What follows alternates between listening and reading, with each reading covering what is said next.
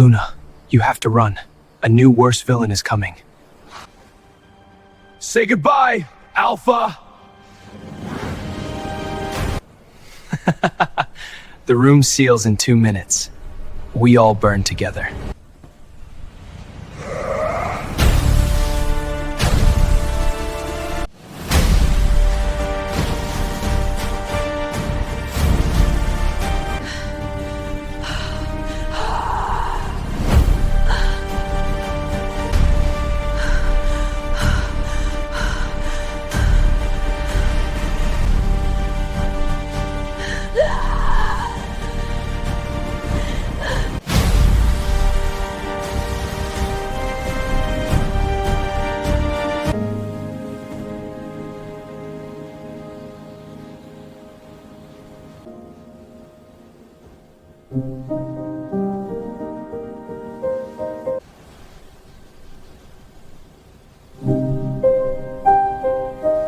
It was Sai. She sat giving away nothing of the life growing inside, but I could feel it. Welcome back, everyone. You asked for it, you begged for it in the comments, and today we are finally diving into the sequel to Alpha Kieran and the Alpha's Luna. We are calling this book Alpha Kieran's Reckoning. If you thought the first book was intense, you need to buckle up. The romance was just the beginning. Now we're entering the war. Let's look at the thematic shift here. Book 1 was a maid hunt. It was about discovery and the initial spark of attraction between Claire and Kieran, and the rejection trauma with Daniel in Book 2. But Book 3 shifts gears entirely. This is a siege story. The central theme here isn't just finding love, it's protecting it. We have Wyatt, a wolf, trying to integrate Gray, a human, into a world that wants to kill her. We have Claire and Kieran preparing to bring a child into a war zone. The narrative tension comes from the external threats, Axel, pressing down on these internal relationships. The lesson to look out for in this first act is, your past will always demand a reckoning. Axel isn't a new villain. He is the consequence of the Pack's past wars. We're going to see that you can't just run away from your history. You have to face it to build a future. Teaser chapter. The Ghost at the Gate. The heavy oak doors of the Alpha's office groaned as I pushed them open. Kieran sat behind the desk, his head buried in his hands. The mountain of paperwork regarding the recent border skirmishes seemed to grow taller every day. "You're thinking too loud," I whispered, walking over to massage the tension from his shoulders. Kieran leaned back, resting his hands over mine. "It's Wyatt.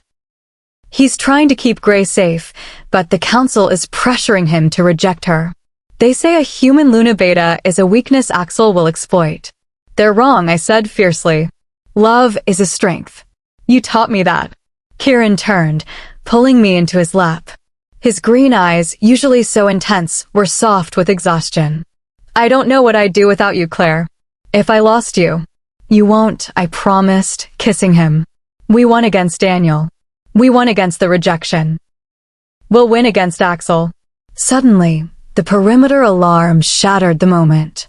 A low, guttural howl ripped through the air, the signal for an intruder. Not an army, but a single wolf. Kieran was on his feet in an instant, his alpha aura flooding the room. "Stay here." "Not a chance," I said, already moving toward the door. We sprinted to the northern border, the damp earth crunching beneath our boots. Wyatt and a dozen warriors were already there, circling a heap of rags, and flesh collapsed in the mud. The intruder wasn't fighting back. He was barely breathing. "Hold," Kieran commanded, pushing through the line of growling wolves. I followed close behind, my heart hammering a warning rhythm against my ribs. The scent hit me before I saw the face. It was metallic, blood and dirt, but underneath that was something painfully familiar. It smelled like rain and cedar. It smelled like memories I had buried deep in a grave. The figure stirred, coughing up dark blood onto the grass. He rolled onto his back, his golden hair matted with gore, his once bright eyes hollow and sunken. Gasps rippled through the pack. Wyatt stepped back, his face pale. "Daniel?" I whispered, the name tasting like ash. He locked eyes with me. He didn't look like the alpha who had rejected me, nor the villain who had tried to kidnap me. He looked like a man who had seen hell. Claire, he croaked, his hand reaching out, trembling. You have to run. Kieran stepped in front of me, a low growl rumbling in his chest. Give me one reason why I shouldn't tear your throat out right now. Daniel didn't look at Kieran. He kept his eyes glued to me, tears cutting tracks through the grime on his cheeks. He lied, Daniel choked out. Axel lied about everything. What are you talking about? I demanded, stepping around Kieran despite his warning hand. Daniel's next words stopped the blood in my veins. Jasmine, he wheezed. She isn't dead. Axel has her. He's kept her alive for months to control me. But that's not why I'm here. He gripped the hem of my jeans, his grip surprisingly strong.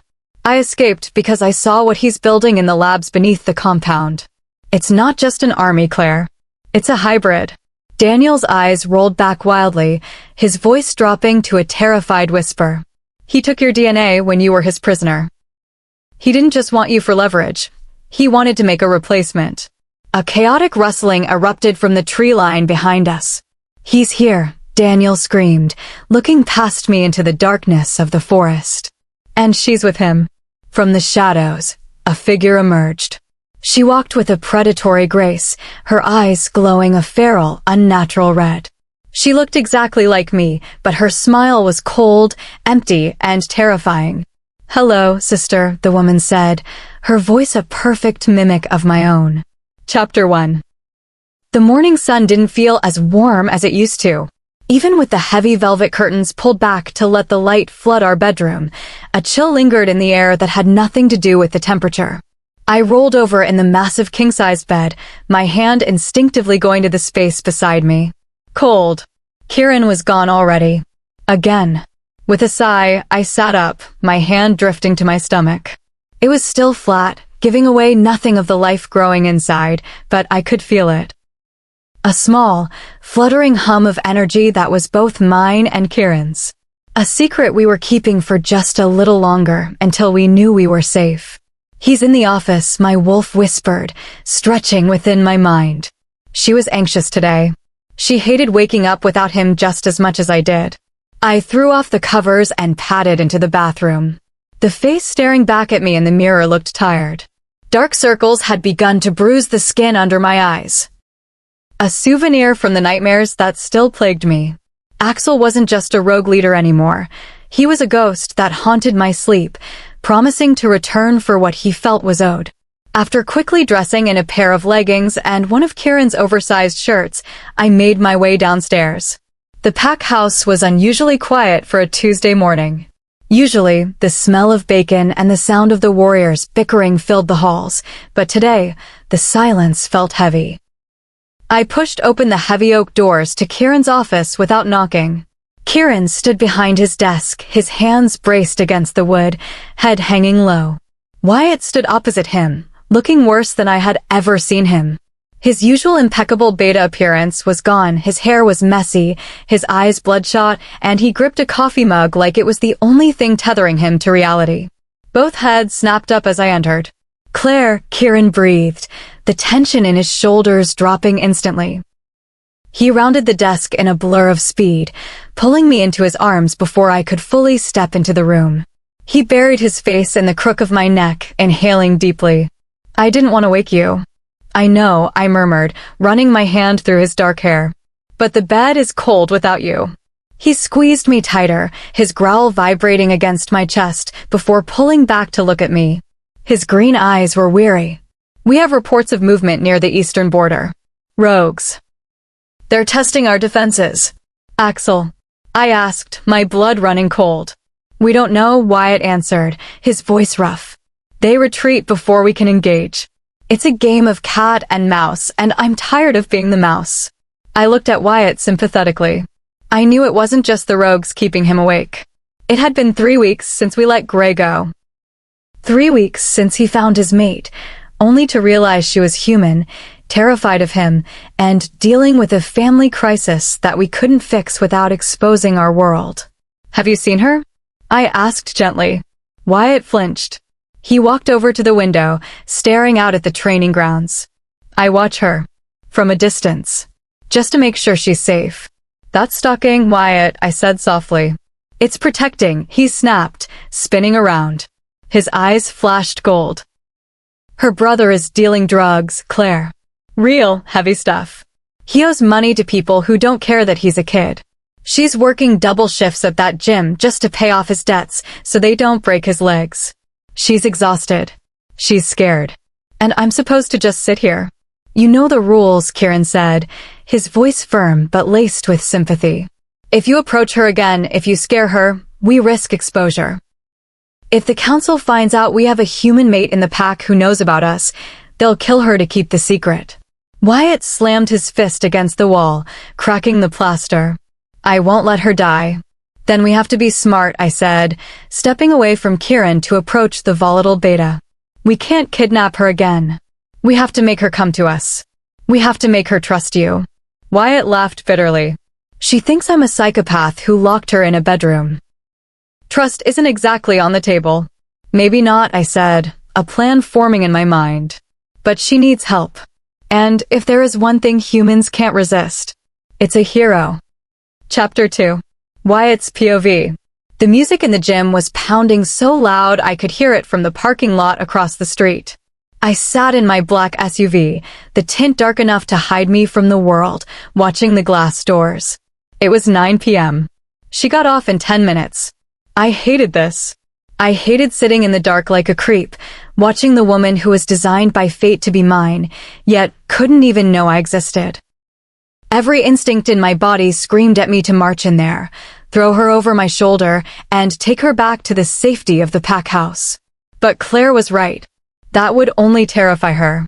Gray came out of the doors at 9:05. She looked exhausted. Her red hair was pulled back in a messy ponytail, and she wore a heavy coat over her gym clothes. She didn't walk to a car. She didn't have one anymore. She started walking down the sidewalk, head down against the wind. My hands gripped the steering wheel so hard the leather creaked. It wasn't safe. This part of town was rough, and she was walking alone. I started the engine and let the car roll slowly down the street, keeping a block's distance. She turned the corner onto 5th Street, a narrow road lined with closed shops and flickering streetlights. I saw them before she did. 3 men stepped out from the alleyway, blocking her path. My wolf snarled, clawing at the back of my mind. Kill them. Rip them apart. I watched as Gray stopped. I could see her body tense. She didn't run, she couldn't. One of the men stepped forward, grabbing her arm. That was it. I didn't bother with the door handle. I shoved the door open and was out of the car before it had fully stopped rolling. I didn't shift, I couldn't risk it, but I didn't need claws to tear these humans apart. I moved with speed that blurred the line between human and wolf. Hey! I shouted, my voice booming off the brick walls. The men turned. Gray looked up, her eyes widening in recognition. Let her go, I growled, walking steadily toward them. The man holding her laughed. He was big, bulky, and probably thought he was tough. Walk away, man. This doesn't concern you. Her brother owes us, and since he's not paying, she is. He yanked Gray's arm, and she cried out. Red clouded my vision. I closed the distance in a second. I grabbed the man's wrist and squeezed. There was a sickening crunch of bone. He screamed, dropping to his knees. The other 2 lunged. It was pathetic, really. I ducked a swing, drove my fist into his gut, and sent him flying into a dumpster. The 3rd one pulled a knife. Gray screamed, look out. I didn't dodge. I caught the blade with my bare hand, ignoring the sting as it sliced my palm. I twisted the knife out of his grip and shoved him back hard enough to knock the wind out of him. Run, I commanded, my voice dropping an octave, bordering on a growl. Before I kill you. They didn't need to be told twice. Dragging their broken friend, they scrambled into the darkness. Silence fell over the alley. My hand was dripping blood onto the pavement, but I didn't feel it. I turned to Gray. She was pressed against the brick wall, her chest heaving. She looked at the blood on my hand, then up at my face. You, she whispered. I braced myself for the screaming, for her to run. Instead, she stepped forward, her hands shaking as she reached out but didn't touch me. You're bleeding. I heal fast, I said, the words slipping out before I could stop them. She looked at me, really looked at me, for the first time since I had let her go. Why were you here? Were you following me? I couldn't lie to her. Not anymore. Yes. She didn't get angry. She just slumped, the adrenaline leaving her body. My brother, he took the money I saved. I don't have it. They said they were going to. She choked on a sob. I stepped closer, the pull of the mate bond so strong it was dizzying. I won't let them touch you, Gray. I promised you once I was crazy, remember? Well, I'm crazy about keeping you safe. She let out a watery, hysterical laugh. You really are a psychopath, aren't you? Probably, I admitted, offering her my uninjured hand. Let me drive you home. She hesitated, looking at my hand, then back at the dark alley where the men had fled. Finally, she took it. Okay. Chapter 3. Claire's POV. He did what? Kieran paced the length of our bedroom, shirtless, his muscles rippling with tension. He saved her, I said from the bed, watching him. He didn't shift. He just beat up a few thugs. It's fine. It's not fine, Claire. He engaged humans. He drew attention. And now he's driving her home? He's getting too close. He's her mate, Kieran. You can't expect him to watch her get hurt. Kieran stopped pacing and looked at me. His expression softened, and he sighed, running a hand down his face. I know. I have a bad feeling. Axel has been too quiet. The rogues on the border are retreating too easily. It feels like a distraction. You think he's planning something? I know he is. Kieran walked over to the bed and sat down, resting his hand on my knee. I don't want you leaving the pack grounds. Not until we know what's going on. I can't be a prisoner in my own home, Kieran. You're not a prisoner. You're the most valuable thing in my life. And you're carrying my heir. He leaned forward, kissing my forehead. Please. Just for a few days. I wanted to argue, but the worry in his eyes stopped me. Okay. A few days. Suddenly, the perimeter alarms began to wail. It wasn't the low warning howl of a patrol wolf. It was the electronic siren, the one that meant a breach. A massive one. Kieran was off the bed in an instant, shifting midair before his paws even hit the carpet.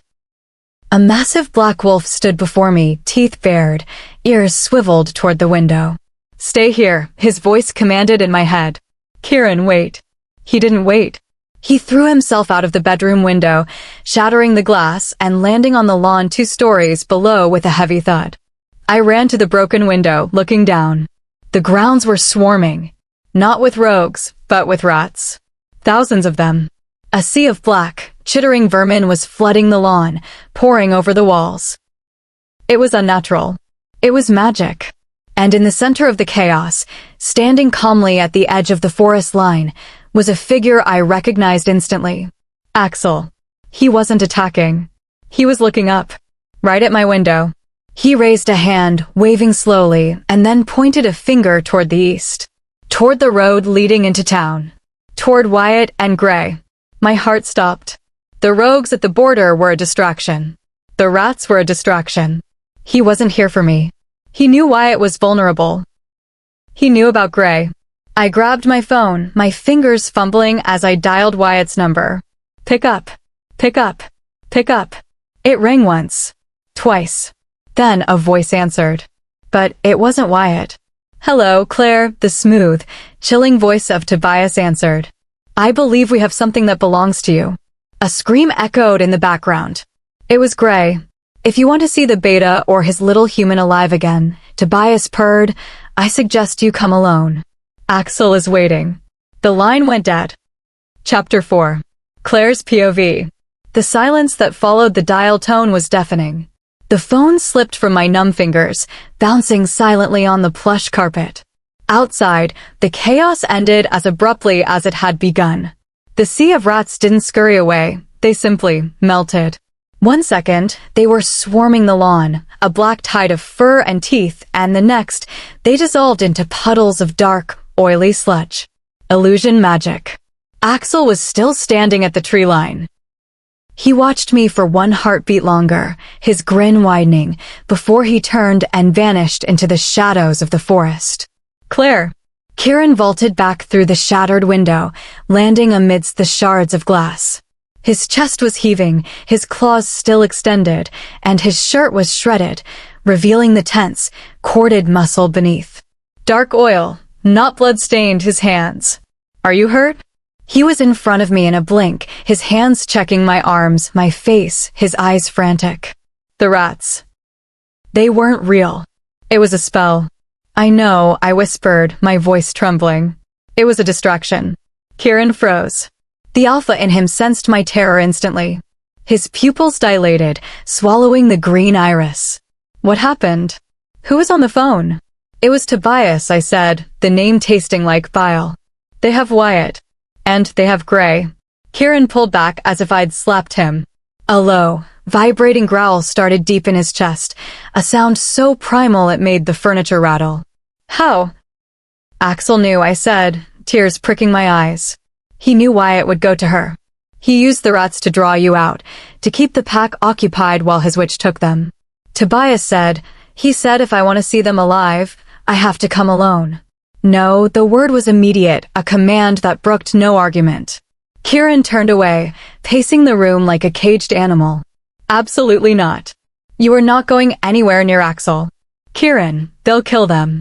I grabbed his arm, forcing him to look at me. You know Tobias. He enjoys pain. If I don't go, if you go, he kills you too. Kieran roared, spinning to face me.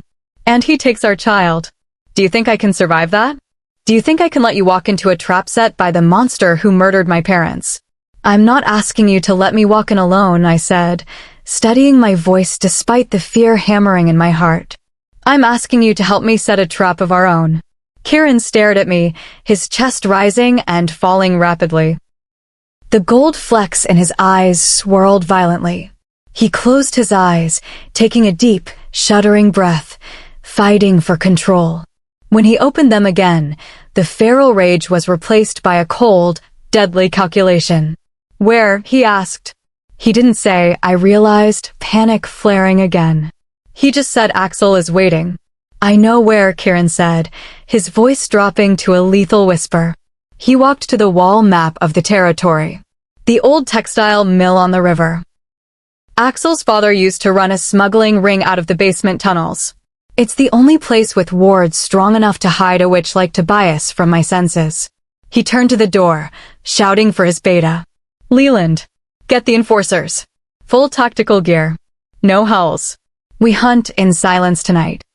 Chapter 5. Wyatt's POV. The smell of mold and rusted iron was the first thing to assault my senses. The second was the splitting headache that felt like someone had taken a sledgehammer to my skull. I groaned, trying to move my hands, but cold metal bit into my wrists. Silver.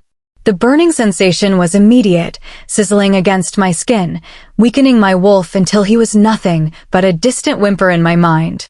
He's waking up. The voice was soft, feminine, and terrified. I forced my eyes open. The room was dim, lit only by a single, flickering bulb hanging from a water-stained ceiling. I was chained to a heavy pipe running along the wall. And sitting across from me, huddled in the corner with her knees pulled to her chest, was Gray. Gray, I croaked, my throat dry as sandpaper. She flinched, her eyes wide and wet with tears. She wasn't tied up, but the heavy steel door was the only way out, and it was bolted shut. You. She stared at me, her voice shaking. You healed. In the car, before the accident. I saw your face. Your eyes turned gold. The memories crashed back into me. I was driving her home. The road was empty. Then, a figure in the middle of the street, Tobias. I swerved, but the car didn't just skid, it was thrown. Telekinesis. We flipped. I remembered dragging Gray out of the wreckage before Tobias stepped over us, smiling, and blew a handful of purple dust into my face. Wolfsbane. I can explain, I said, pulling uselessly at the silver chains. The burn made me grit my teeth. Explain? Gray let out a hysterical laugh. We were kidnapped by a wizard, Wyatt. He used magic. And you. You're strong enough to rip a car door off its hinges, and your eyes glow. She scrambled to her feet, pressing her back against the far wall. What are you? I stopped fighting the chains. I looked her dead in the eye. I owed her the truth. If we were going to die here, she deserved to know why. I'm a werewolf, I said. I expected screaming. I expected her to call me insane. Instead, she slid down the wall, putting her head in her hands. God, my grandmother was right. She always said the woods were haunted. Gray, I said urgently. Listen to me. The man who took us. His name is Tobias. He's a warlock working for a rogue alpha named Axel. They're using us.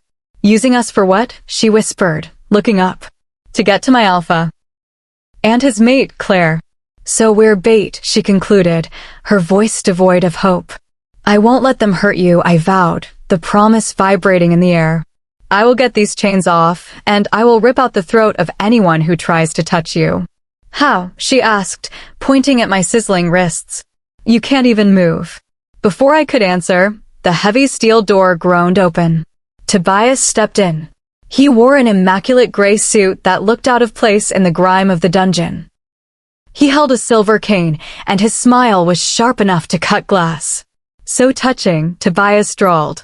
The beast and the beauty. Although I must say, Wyatt, you look a little peaked. Is the silver uncomfortable? Let her go, Tobias, I snarled, thrashing against the restraints. She's human. She knows nothing. Oh, she's not here for her knowledge, Tobias chuckled, walking over to Gray. She shrank away, but he reached out, trailing a finger down her cheek. She shuddered. She's here because you care about her. And if you care about her, Claire cares about her. And if Claire cares. He turned back to me, his eyes gleaming with malice.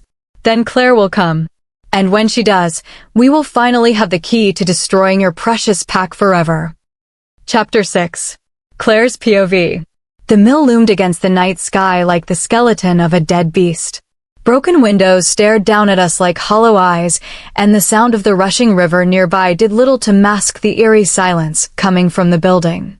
We were parked a mile down the road, hidden in the dense treeline.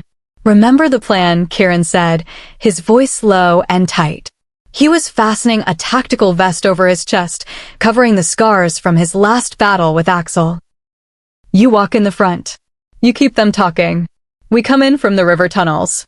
It will take us 5 minutes to breach the basement. 5 minutes is a long time, I said, adjusting the concealed knife strapped to my thigh. Kieran stopped. He cupped my face in his large, warm hands, his thumbs stroking my cheekbones. I know. It's going to feel like an eternity. But you have to trust me. I will be there. I will not let him touch you. I trust you, I said. And I did. But I didn't trust Axel. Kieran kissed me, hard, desperate, possessive, before pulling away. Go. I stepped out of the car and began the long walk toward the mill. The gravel crunched loudly beneath my boots. The wind whipped my hair across my face, carrying the scent of damp rot and ozone. Magic. The massive double doors of the mill were slightly ajar. I pushed them open. Inside, the factory floor was a cavernous space filled with rusted machinery. Moonlight filtered through the holes in the roof, casting long, twisted shadows. You came, a voice echoed from the darkness. I'm impressed. I thought Kieran would have locked you in a tower. Axel stepped out from behind a loom. He looked different from the last time I saw him. He was thinner, his face gaunt, but his eyes burned with a fanatical intensity. He wasn't wearing armor or tactical gear, just simple jeans and a black t-shirt. He looked human, which made him more terrifying. Where are they? I demanded, stopping 10 feet from him. My hand hovered near my thigh. Impatient, Axel tooted. He snapped his fingers. From the shadows on the upper walkway, Tobias emerged. He waved his hand, and a section of the floor near Axel began to glow. A magical circle. Inside the circle, visible through a shimmering barrier, were Wyatt and Gray. Wyatt was slumped against a pipe, looking unconscious. Gray was pounding on the invisible barrier, screaming, but no sound came out. Let them go, I said, my voice steady. I'm here. That was the deal. The deal? Axel mused, walking slowly toward me. Yes, but deals change. He stopped just out of arm's reach. He sniffed the air and a slow, cruel smile spread across his face. "You're pregnant," he whispered. My blood froze. I hadn't told anyone but Kieran. "Perfect," Axel said, his eyes locking onto my stomach. I needed a hybrid. But a born alpha heir? That is so much better. He lunged. I drew the knife, slashing at his face, but he caught my wrist with supernatural speed. His grip was like iron.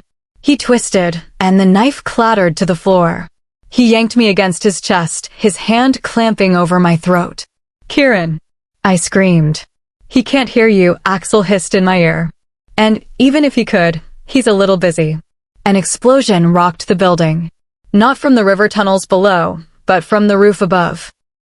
Debris rained down as a dozen rogue wolves dropped from the rafters, shifting midair. It wasn't a rescue. It was an ambush within an ambush. And I was right in the middle of it. Chapter 7. Kieran's POV. The explosion above shook the very foundation of the tunnels we were creeping through. Dust rained down, coating my tactical vest in gray powder. "Alpha." Leland's voice crackled over the comms earpiece. "We have movement on the roof. It's a trap." "I know." I roared, abandoning stealth. "Breach. Now." I didn't wait for the explosives team. I shifted. My clothes shredded as bone and muscle rearranged in a painful, familiar rhythm. I was no longer a man, I was a weapon. I launched myself at the wooden ceiling of the tunnel, my massive paws smashing through the rotting floorboards of the mill above. I erupted onto the factory floor in a shower of splinters and growls. The scene was chaos. Dozens of rogue wolves were circling, their teeth bared.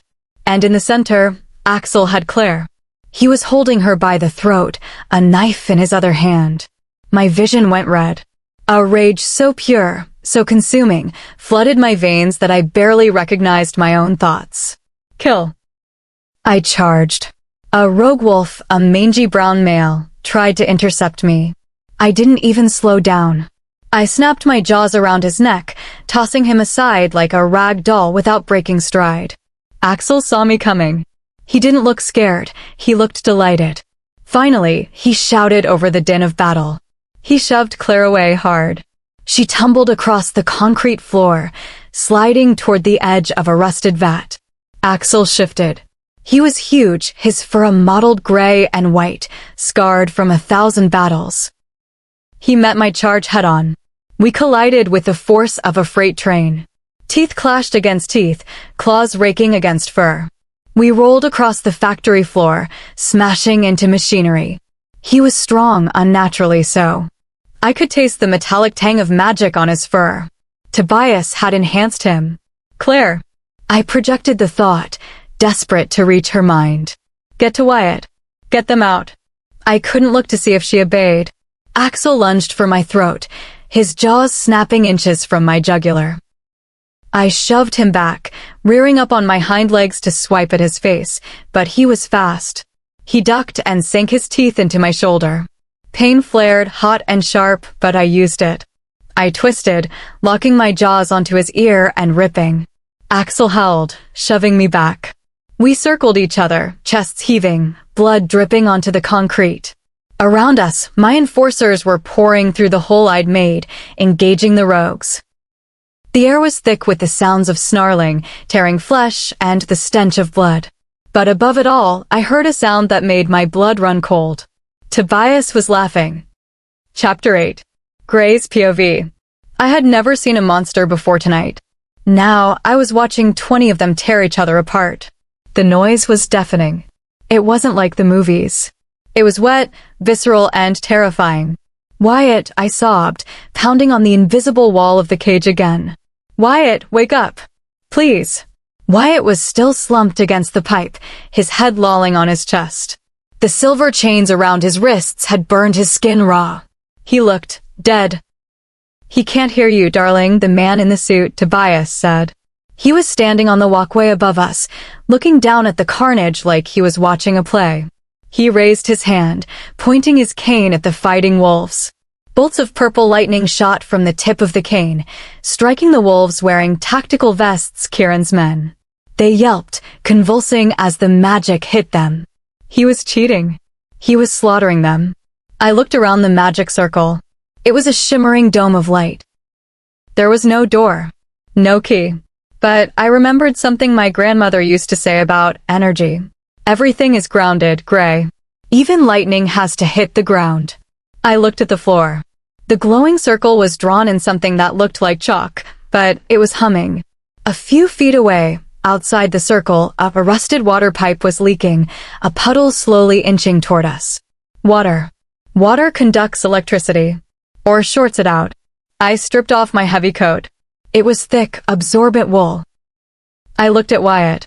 I hope this works. I jammed the coat into the puddle outside the barrier. My hand tingled as it passed through the energy field, like sticking my fingers in a socket, but I pushed through the pain. I soaked the coat in the dirty water, then dragged it back, slapping the wet, heavy fabric directly onto the glowing chalk line of the circle. Zap. A spark exploded, blindingly bright. The humming noise turned into a high-pitched screech. The barrier flickered. What? Tobias looked down, his composure breaking. The barrier flickered again and died. I didn't wait. I scrambled over to Wyatt.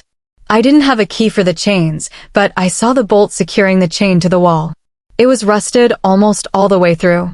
I looked around for a weapon. A loose brick lay in the rubble. I grabbed it and smashed it against the rusted bolt. Once. Twice. On the third hit, the metal groaned and snapped. Wyatt slumped forward, falling into my arms.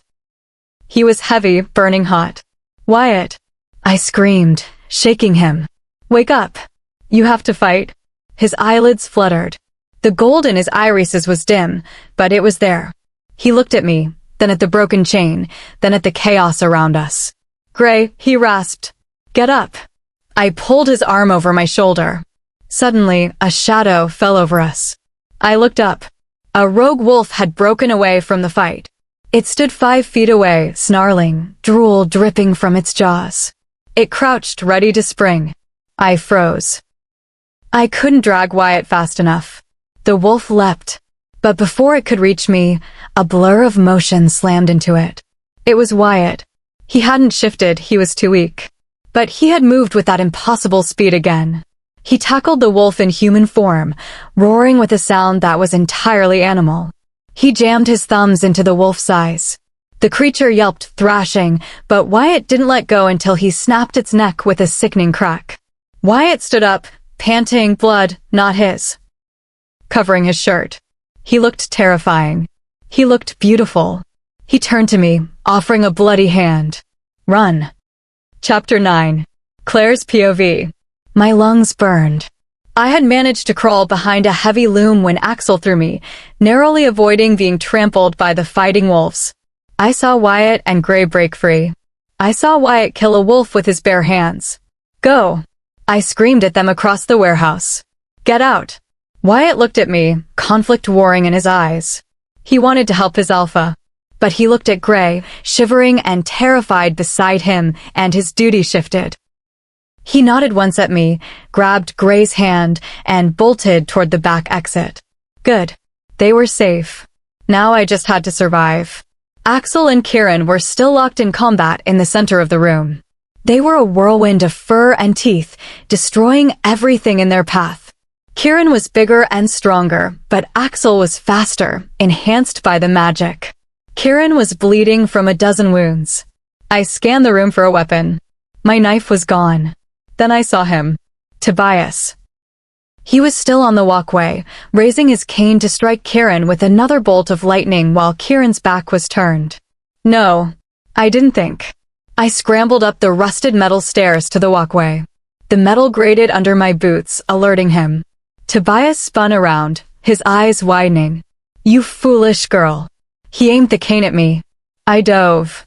A bolt of purple energy scorched the air where my head had been a second ago. I tackled him around the waist. We weren't wolves. We were just two humans struggling on a narrow, rusted catwalk 20 feet in the air. Tobias was surprisingly strong, but he was arrogant. He tried to shove me off, but I grabbed his lapels, pulling him with me. I kicked his cane, sending it spinning over the edge. It clattered to the floor below. You little bitch, he shrieked, clawing at my face. I grit my teeth and drove my knee into his groin. He doubled over, gasping. I grabbed the railing, preparing to shove him over. But then, the entire building groaned. The explosion from earlier had weakened the supports. The fighting below had done the rest. The catwalk swayed violently. Claire! Kieran's roar echoed from below. I looked down. Kieran had pinned Axel, but he was looking up at me with terror in his eyes. The bolts beneath my feet sheared off with a loud pop. The walkway collapsed. I fell. The world spun. I reached out blindly, my fingers brushing against a hanging chain. I grabbed it, the metal biting into my palms, wrenching my shoulder socket as my fall jolted to a halt. Tobias wasn't so lucky. He fell past me, screaming, and landed hard on top of a running conveyor belt below. I swung there, dangling 15 feet above the ground, gasping for air. Retreat. Axel held. Seeing his warlock down and his advantage gone, Axel shoved Kieran off with a burst of unnatural strength. He didn't try to finish the fight. He turned and sprinted for the windows, leaping through the shattered glass into the night. The surviving rogue wolves followed him instantly. Silence crashed back into the mill, broken only by the groans of the wounded. Claire! Kieran was there below me. He had shifted back to human form, naked and covered in blood, his arms reaching up. Let go, he commanded. I've got you. I let go. I fell into his arms, and he collapsed with me to the floor, pulling me tight against his chest. He was shaking. I've got you, he whispered into my hair over and over. I've got you. I buried my face in his neck, inhaling the scent of pine and blood. We were alive. Wyatt and Gray were alive. But as I looked over Kieran's shoulder, I saw the conveyor belt where Tobias had fallen. It was empty. Chapter 10. Wyatt's POV. The pack hospital smelled of antiseptic and lemon polish, a scent I usually associated with healing. Tonight, it just smelled like fear. I sat on the edge of the narrow hospital bed, watching the pack doctor, Dr. Eris, wrap a bandage around Gray's arm where she'd cut it on the rusted metal during our escape. She was sitting perfectly still, her face pale, her eyes fixed on the white wall opposite her. She hadn't spoken a word since we got in the car. All done, Dr. Eris said softly, clipping the bandage. He gave me a meaningful look, talked to her, before quietly slipping out of the room. The silence stretched, heavy and suffocating. Gray, I started, my voice sounding too loud in the small room. She flinched. She turned her head slowly, looking at me. I had cleaned up, changed out of my bloody clothes, but I could see she still looked at me differently. Like I was a stranger. So she whispered, her voice raspy. Werewolves. I nodded, leaning forward, resting my elbows on my knees. Yes. And the man in the suit, the lightning. A warlock. Tobias. And the rats. Magic. She let out a long, shaky breath and ran a hand through her red hair. Okay. Just checking that I haven't completely lost my mind. She looked down at her hands. You killed that wolf, Wyatt. You snapped its neck like it was a twig. He was going to kill you, I said, the memory making my beast growl in my chest. I would do it again. I would burn the world down before I let them touch you. She looked up at me then, her eyes searching mine. Why? Because I'm what did that man call me? Your mate. Yes, I said. It means my soul recognizes yours. It means you are the other half of me. It's biology, magic, destiny, whatever you want to call it. Destiny, she repeated, testing the word. She laughed, a dry, humorless sound. My destiny involves getting kidnapped by wizards and chased by monsters because my boyfriend is a wolf? I'm not your boyfriend, I corrected gently. I'm yours. Entirely. If you'll have me. I reached out, my hand hovering over hers. I was terrified she would pull away. I was the monster in the dark she had been warned about. But she didn't pull away. She looked at my hand, the hand that had killed for her, and slowly, deliberately, she laced her fingers through mine. You came for me, she said softly. You were tortured, chained up, and you still fought for me. Monsters don't do that, Wyatt. Heroes do. The tension in my chest, a knot that had been tight since the moment I smelled her scent in the alley, finally unraveled. I brought her hand to my lips, kissing her knuckles. I am going to figure this out, I promised against her skin. I'm going to keep you safe. The door opened abruptly. We both jumped. Kieran stood in the doorway. He looked exhausted, with a bandage taped over his temple, but his alpha aura was radiating power. Wyatt, Kieran said, his tone leaving no room for argument. We need to debrief. Now. The council has been alerted. I felt Gray tense beside me. The council, she asked. Kieran looked at her, his expression unreadable. The governing body of our kind. And they are not happy that a human knows our secrets. Chapter 11. Claire's POV. The conference room was cold. It was always cold when the elders were involved. I sat at Kieran's right hand, my arms crossed over my chest. My body was aching from the fall at the mill, but I refused to show weakness. Not in front of him. Elder Vance sat at the head of the table. He was an ancient wolf, his hair white as snow, his face lined with centuries of hard decisions. He didn't look at me or Kieran me. He looked at Wyatt, who was standing at attention in the center of the room. You exposed us, Vance said. His voice was like grinding stones. Section 4, Article 2 of the Pack Laws. Interaction with humans that leads to exposure is punishable by removal. She's my mate, Wyatt said, his voice steady, though I could smell the fear rolling off him. Not for himself. For Gray. She is a liability. Vance slammed his hand on the table. Axel used her to lure you into a trap that nearly killed the Alpha and the Luna. He knows she is a weakness. He will use her again. He won't get the chance, Kieran cut in, his voice low and dangerous. We have increased security. Security is not enough, Vance sneered. The human knows too much. If Axel catches her again, he will torture the secrets of our defenses out of her. There is only one safe solution. The air in the room dropped 10 degrees. Say it, Kieran dared him, his eyes flashing green.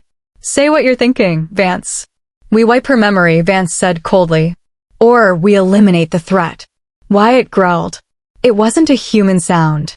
His canines extended, his eyes turning liquid gold. He took a step toward the elder. Stand down, Beta, Vance warned, his own guards stepping forward. Enough. I stood up. The chair scraped loudly against the floor. All eyes turned to me. As the Luna, my authority was different from Kieran's. His was command. Mine was the heart of the pack. We are not murderers, I said, glaring at Vance. And we do not abandon our own. Gray fought beside us at the mill. She destroyed the barrier that trapped Wyatt.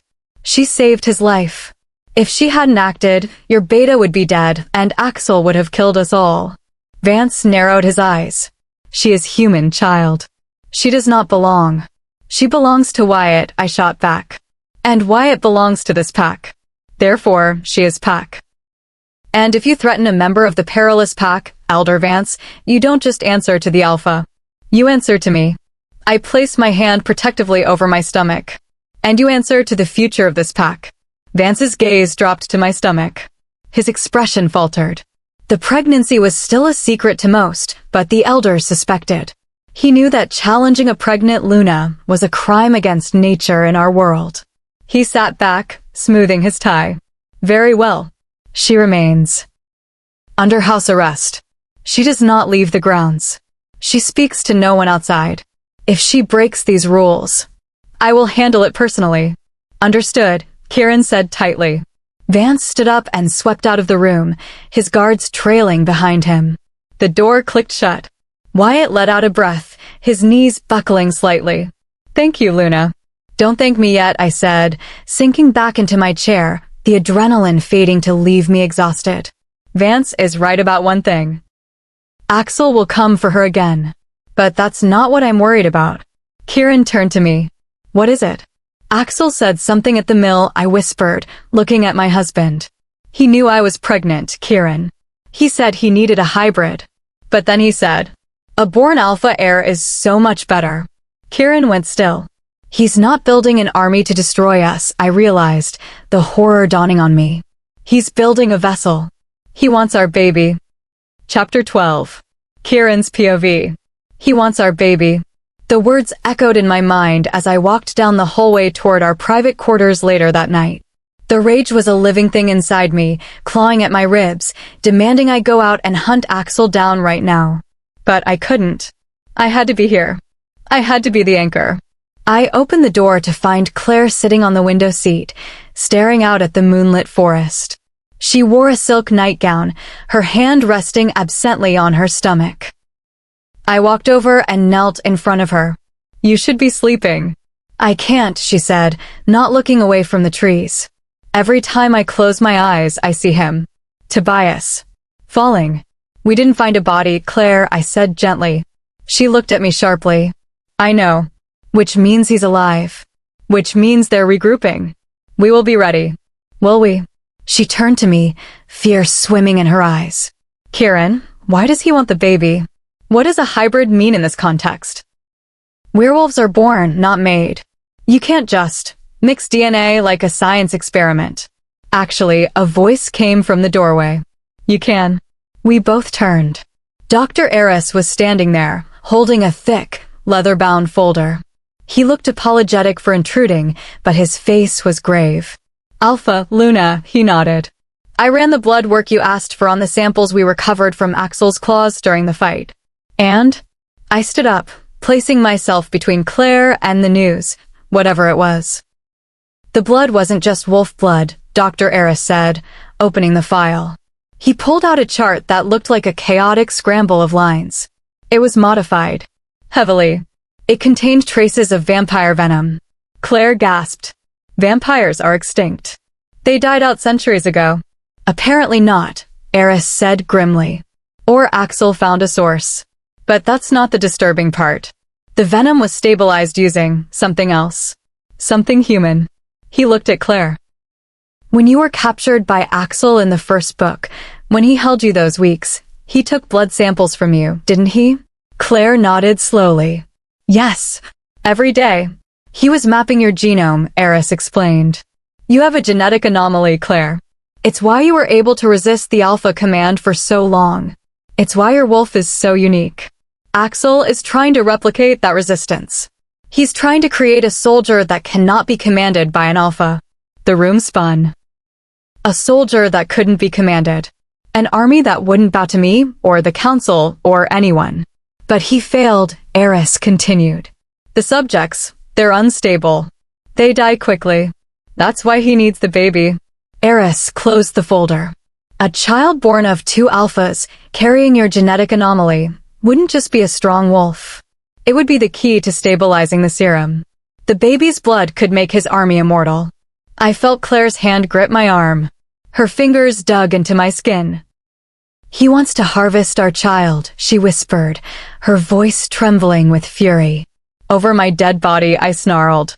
"No," Claire said, standing up. Her fear was gone, replaced by the cold, hard resolve of a mother protecting her young.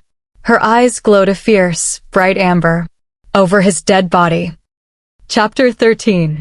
Gray's POV. They called it guest quarters, but I knew what it was. A cage. A very nice, velvet-lined cage with an ensuite bathroom and 600 thread count sheets, but a cage nonetheless. 2 days. I had been stuck in this room for 2 days while Wyatt was out handling pack business. I had read every magazine on the coffee table. I had paced the Persian rug until I was sure I'd worn a groove in it. I walked to the window. 2 massive wolves were patrolling the garden below. Guards. "For me. You look like you're plotting an escape," a voice said from the doorway. I spun around. Claire stood there. She looked tired, her hand resting protectively on her stomach, but she was smiling. She held a tray with tea and sandwiches. "I wouldn't get very far," I muttered, nodding toward the window.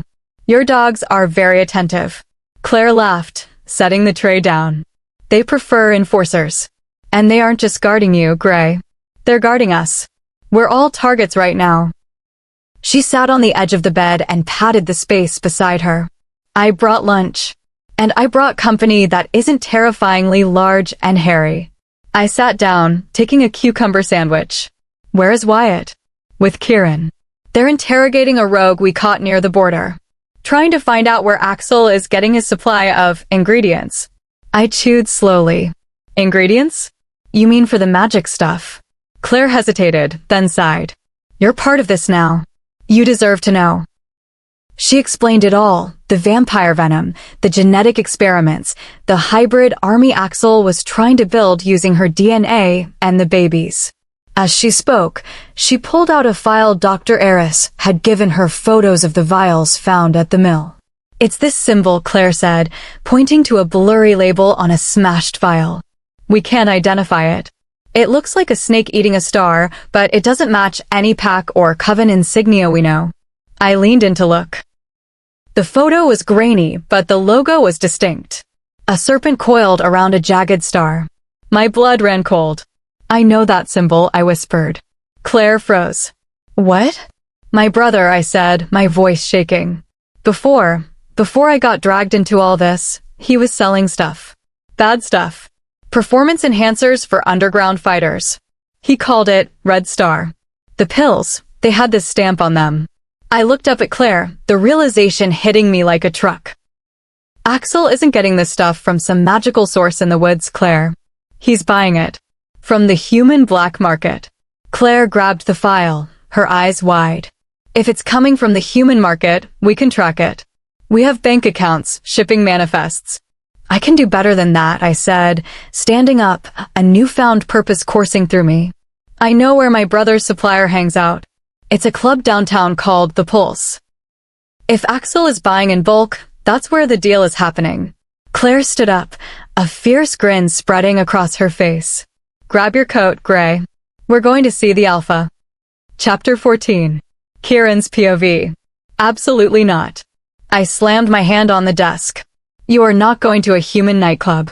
It's too dangerous. It's our only lead, Claire argued, standing her ground. Kieran, we've been scouring the woods for weeks and found nothing. Gray says the supply chain is human. If we cut off the supply, Axel can't make the serum. I'll go, Wyatt said, stepping forward. He looked at Gray, who was standing nervously by the door. Gray can draw us a map.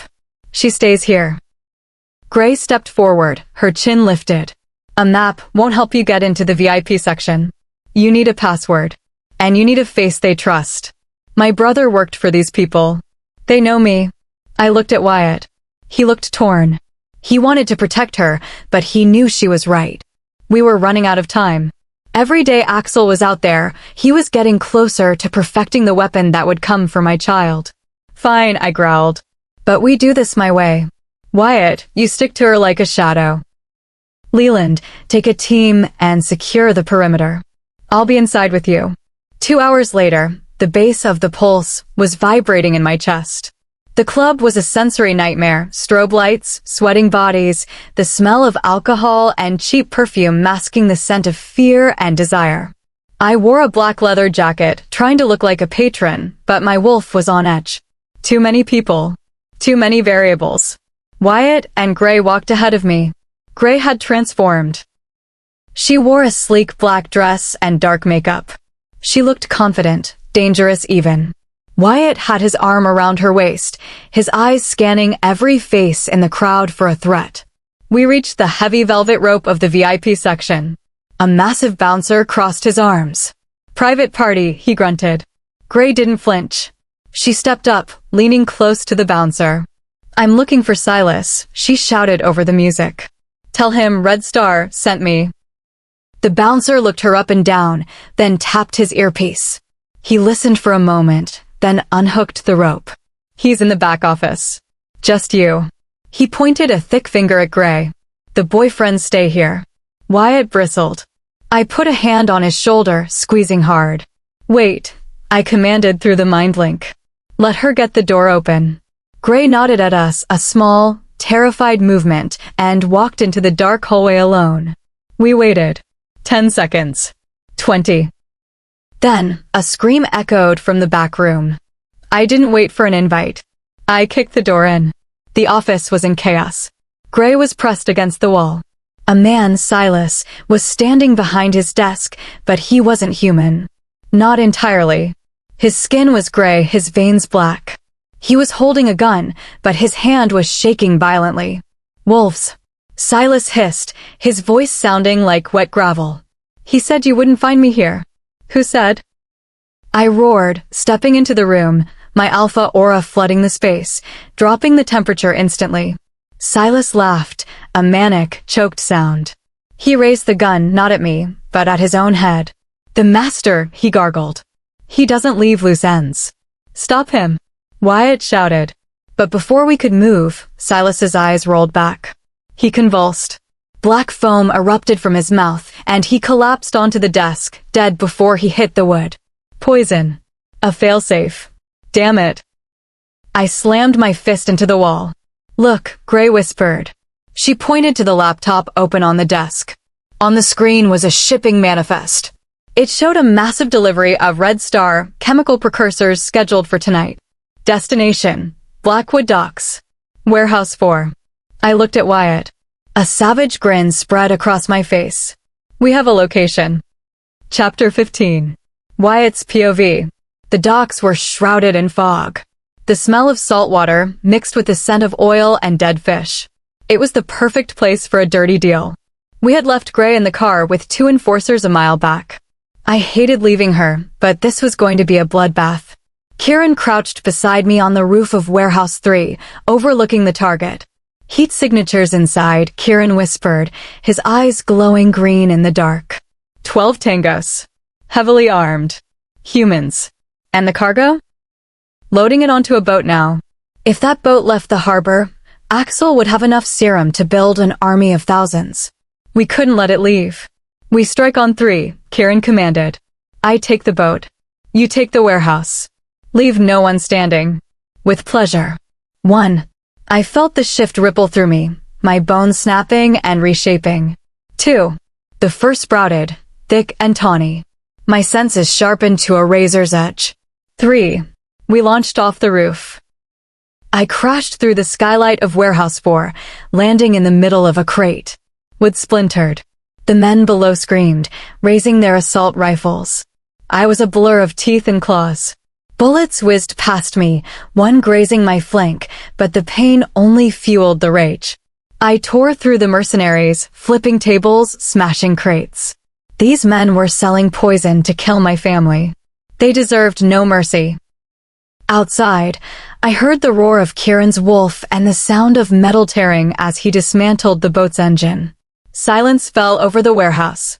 I stood panting amidst the wreckage, shifting back to human form. I was naked, covered in dust and blood, but unhurt. I walked over to the main shipping container they had been guarding. I cracked the seal and threw the doors open. It wasn't chemicals. My heart stopped. The container was lined with medical equipment. Cryotanks. And inside the tanks weren't vials of serum. They were people. Dozens of them. Floating in green liquid. Tubes connected to their arms. They looked pale, drained. I grabbed a clipboard hanging near the door. The header read, "Subject, Hybrid Incubation. Donor class, Human." I scanned the list of names. My fingers stopped at the bottom of the page. The blood drained from my face.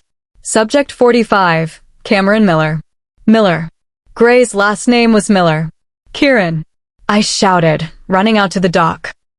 "Kieran, get in here." Kieran jogged up the ramp, still shifting back, pulling on a pair of shorts he'd stashed. "We stopped the shipment. The chemicals are." "It's not chemicals," I choked out, shoving the clipboard at him. "It's a farm. They're harvesting people to make the hybrids. And look at the name." Kieran looked. His eyes met mine, wide with horror. "Cameron Miller," he read. "Gray's brother." He's not dealing the drugs, I realized, looking back toward the car where we had left Gray. He is the drug. Axel has him. And he's using him to bait. My phone buzzed. It was a text from the enforcer guarding Gray. "Beta, we have a problem." "She's gone." I stared at the phone. Then at the empty container where Cameron Miller should have been. It was empty. Written on the glass of the tank in grease pencil was a message. "Trade. The brother for the mother. Midnight. The old bridge." Axel didn't want Gray. He had used his brother to lure us here, to separate us from the one person he actually wanted. He wanted Claire. And while we were playing hero at the docks, he had sent someone to the car to take Gray as leverage to force Claire to surrender. Chapter 16. Kieran's POV. The drive back to the pack house was silent. A suffocating, heavy silence that felt like a tomb. Wyatt drove. His knuckles were white on the steering wheel, his eyes fixed on the road, but I could feel the chaotic storm of his emotions through the bond. Fear, guilt, and a cold, dark desire for murder. We had found the car at the docks. The two enforcers I had left to guard Gray were dead, necks snapped. Professional. Silent. Gray was gone. And on the windshield, that message scrawled in grease pencil stared back at us. The brother for the mother. When we walked into the war room, Claire was already there. She took one look at our faces, at Wyatt's devastation and my fury, and she knew. He has her, Claire stated. It wasn't a question. Yes, I said, walking over to the map table. He wants a trade. Midnight. The old bridge. He wants me, Claire said softly. It doesn't matter what he wants, I snarled, slamming my fist onto the table. Because you aren't going. We are not trading my mate and my unborn child for a human and a drug addict. The room went deadly quiet. Wyatt turned slowly. His eyes were dull, void of the usual beta warmth. That drug addict is her brother. And that human is my mate. I know that, Wyatt, I said, softening my tone but keeping my authority firm. And we will save them. But we do it my way. A tactical strike. We surround the bridge. We take them out before Axel even sees us. He'll smell you, Wyatt said. He'll smell the ambush. And the second he does, he'll kill Gray. He left the note because he knows you, Kieran. He knows you won't risk Claire. He's counting on it. He's right, Claire said. I spun around. Claire, no. Kieran, look at this, she said, pointing to the files we had recovered from the warehouse. Cameron Miller isn't just a hostage. He's Subject 45. The only one that survived longer than a week. Axel isn't just trading for leverage. He needs me to fix whatever is wrong with Cameron. If I don't show up, he has no use for Gray or her brother. He will kill them both just to send a message. She walked up to me, placing her hands on my chest. Her touch was warm, grounding. I have to go, Kieran. I have to walk onto that bridge. I can't lose you, I whispered, my voice breaking. I can't. You won't, she promised, her eyes fierce. Because we're going to cheat. She turned to Dr. Eris, who was hovering in the corner. Doctor, Claire said.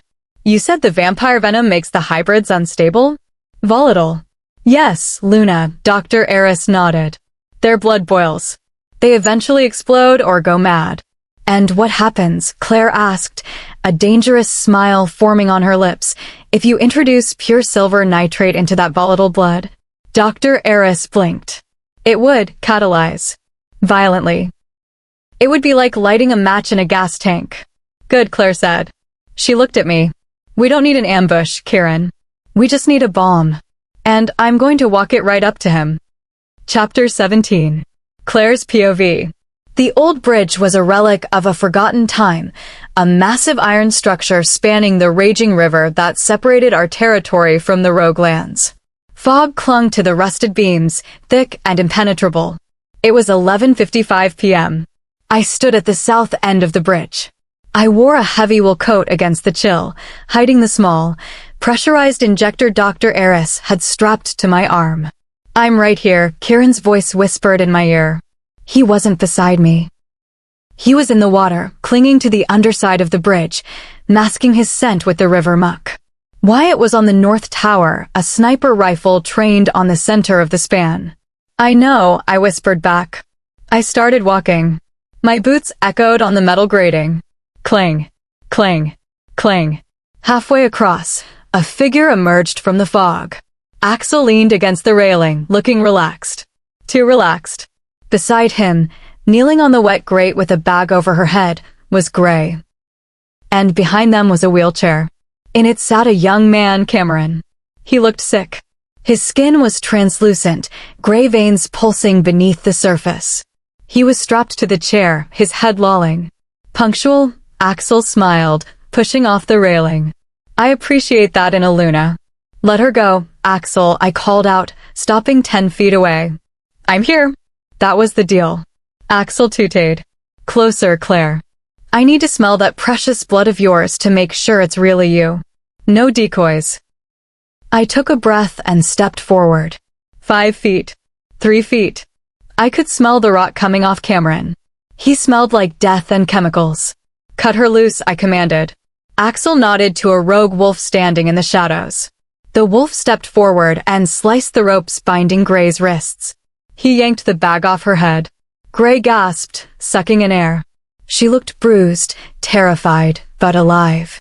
Her eyes found me, then darted frantically to the shadows. She was looking for Wyatt. Run, Gray, I said softly. Go to the end of the bridge. She hesitated, looking at her brother in the chair. Cameron. Go. Axel barked. Gray scrambled up and ran past me, her footsteps pounding toward the south side. Toward safety. Now, Axel said, his eyes locking onto mine. My turn. He stepped toward me, extending a hand. Come, sister. We have history to make. I didn't move. I looked at Cameron. What did you do to him? Evolution, Axel said proudly. He's strong, Claire. Stronger than any of us. But he burns too hot. He needs your blood to cool him down. To stabilize the wolf and the vampire sides. He looks like he's dying, I said. He is, Axel admitted. Which is why you're going to give me your arm. He reached for me. I let him take my arm. I let him pull me close. You're right, I whispered, looking into his mad eyes. He is burning. Let's add some fuel to the fire. I didn't pull away. Instead, I triggered the device on my wrist. A microscopic needle shot out, not into me, but outward. I jammed my arm against Cameron's neck as I lunged past Axel. The injector hissed. Chapter 18. Wyatt's POV. Through the scope of the rifle, I saw everything. I saw Gray running toward safety. My finger hovered over the trigger, itching to put a bullet in Axel's skull, but I had to wait for the signal. I saw Claire lunge. No! Kieran roared through the comms. I fired. The bullet didn't hit Axel. He was too fast. He dodged, the shot sparking off the metal railing. But Claire hadn't been aiming for Axel. She had injected the silver nitrate directly into the boy in the chair. The reaction was instant. Cameron didn't scream. He shrieked a sound that shattered the glass of the bridge lights. His body convulsed, ripping the leather straps of the wheelchair like they were paper. What did you do? Axel roared, backhanding Claire. She flew backwards, landing hard on the grate. Cameron stood up. But he wasn't a sick boy anymore. His veins turned glowing red. His muscles swelled, tearing his shirt. The silver was reacting with the vampire venom, causing a hyperadrenal reaction. He was a berserker. He swiped a massive, clawed hand at Axel. Axel was thrown across the bridge, smashing into a support beam. Then, the monster that used to be Cameron turned. His eyes were glowing pure crimson.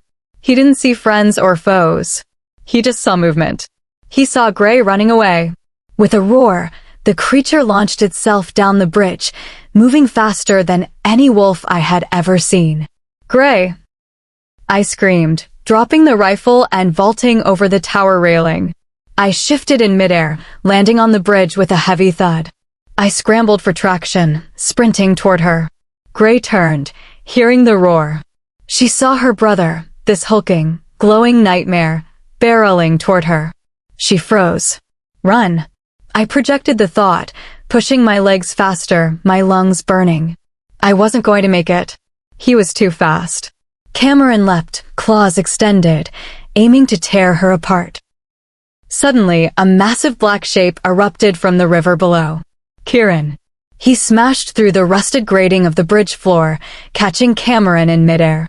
The two monsters collided with the force of a bomb, tumbling across the wet metal. I skidded to a halt in front of Gray, shifting back to human form just enough to shield her with my body. Don't look, I gasped, pressing her face into my chest. Behind us, Kieran and the hybrid were tearing the bridge apart. Metal groaned and snapped. The suspension cables whipped around like angry snakes. Claire! Kieran roared.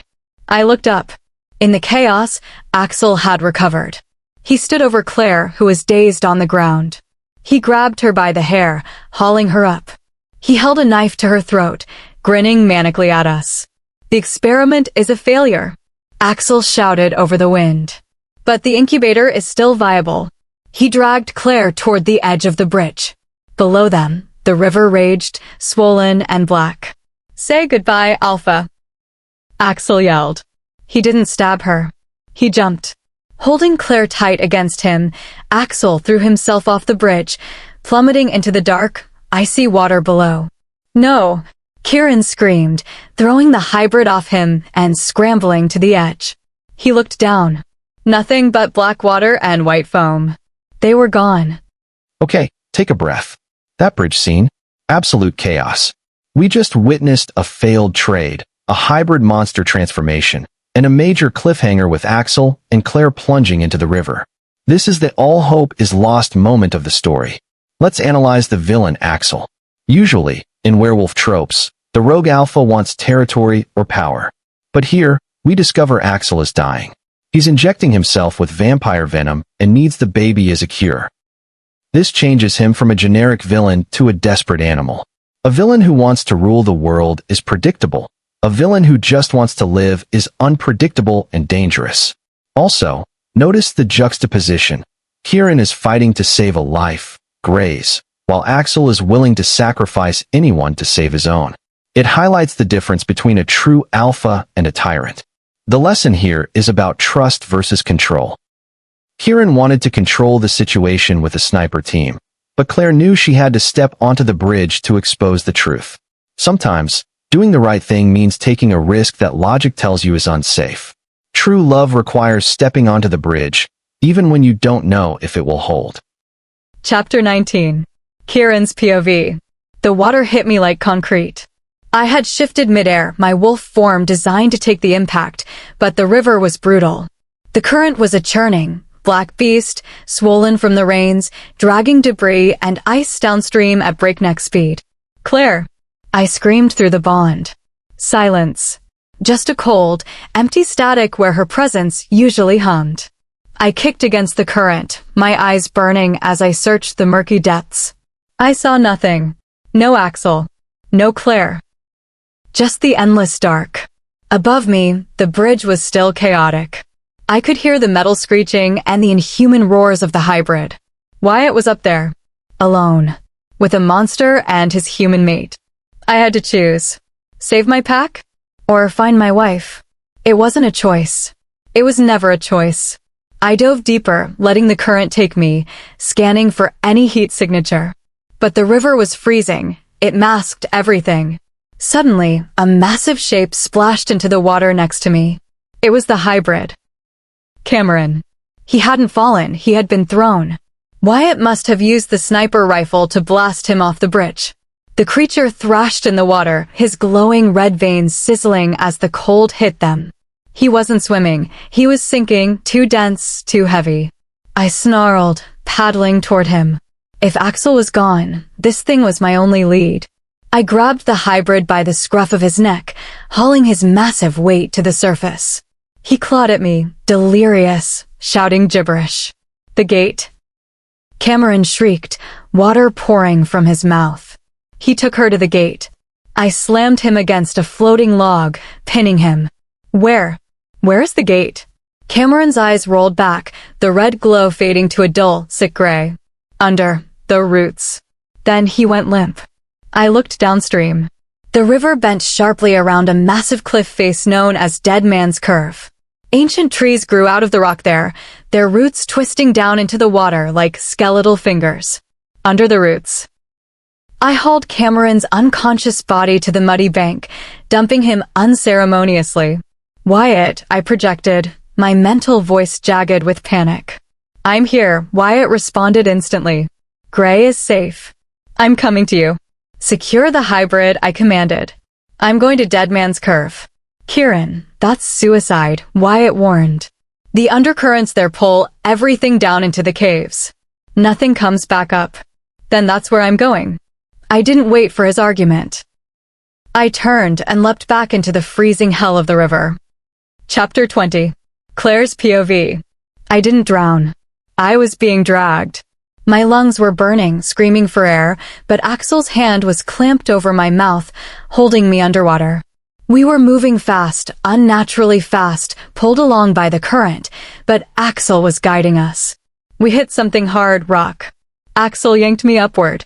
We broke the surface, gasping. It was pitch black. The air was damp and cold, echoing with the sound of dripping water. We weren't in the river anymore. We were inside the cliff.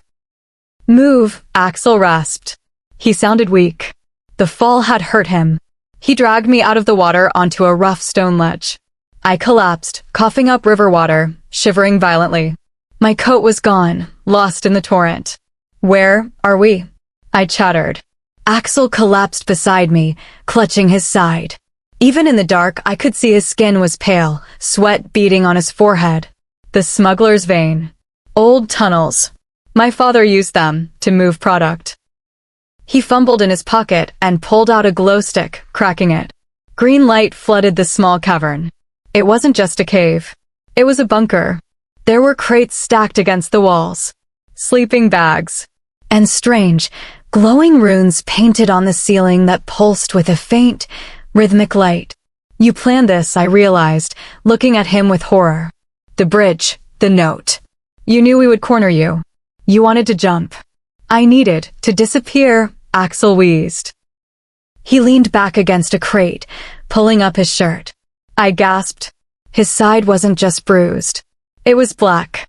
A necrotic, spreading stain that looked like rot. It wasn't from the fall. It was older. What is that? I asked, my curiosity momentarily overriding my fear. The price of power, Axel muttered, grimacing as he touched the black skin. The vampire venom, it gives strength, yes. But it eats the wolf. It devours the host. He looked at me, his eyes desperate and haunted. That's why I need the baby, Claire. Not just for an army. He coughed, blood speckling his lips. I'm dying.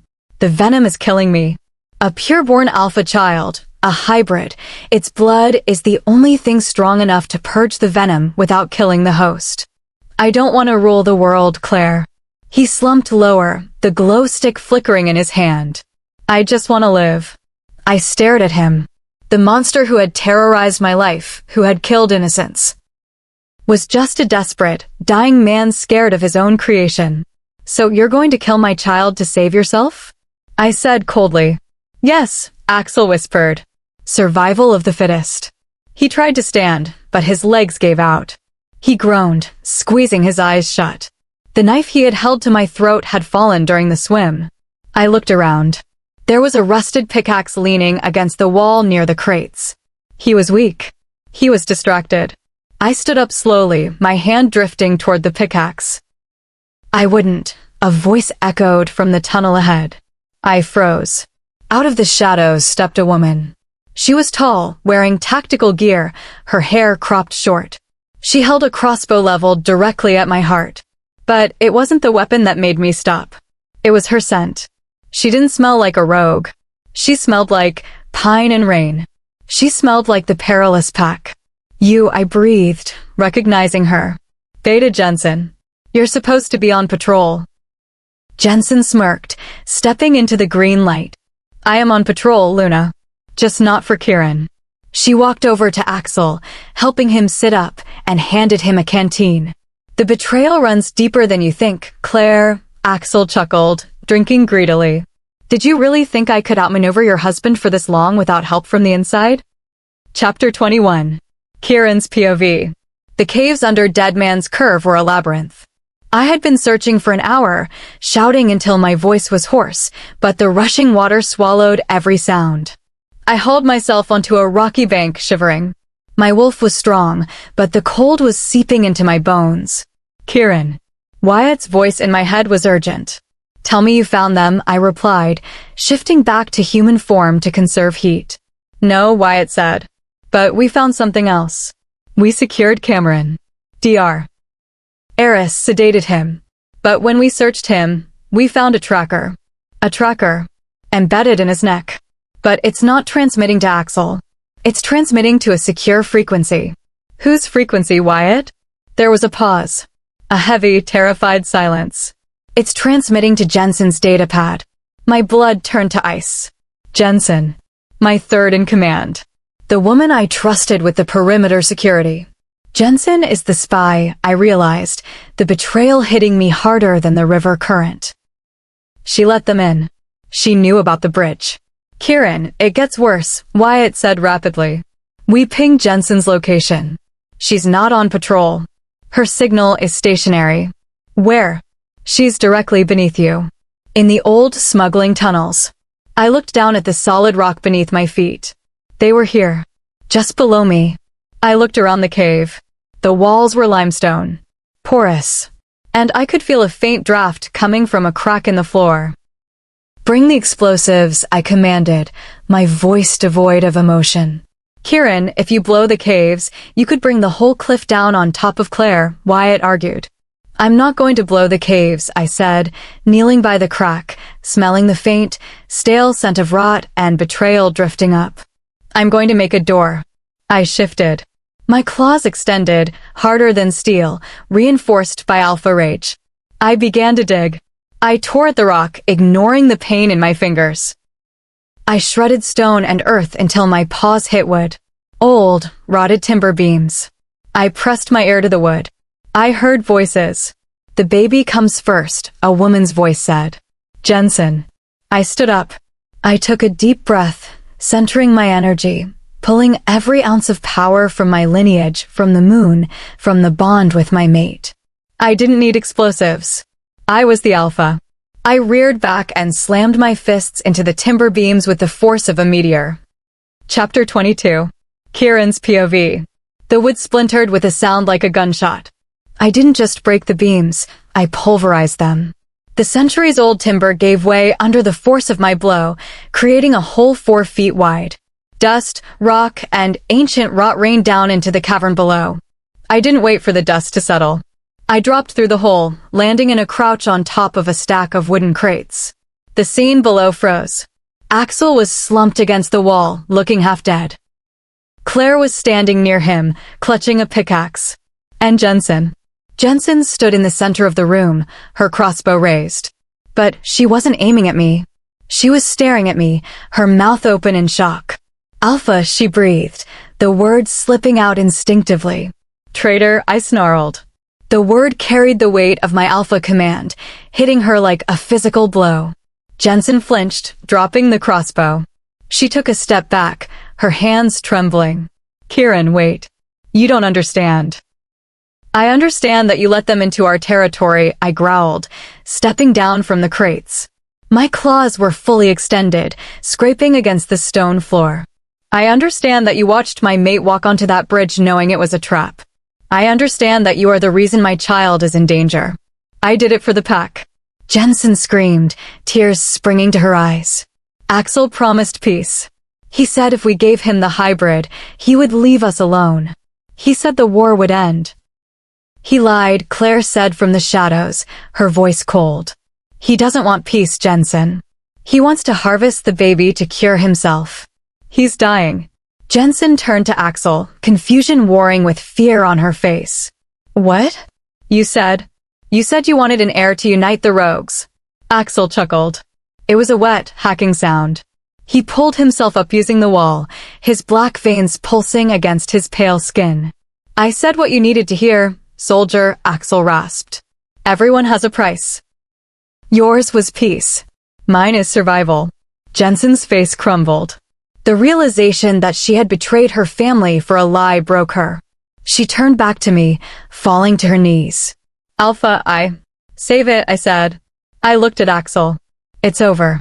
Axel smiled, his teeth stained with black blood. Is it? He reached into his pocket and pulled out a small, silver sphere. A flash grenade. Close your eyes. I roared, launching myself toward Claire.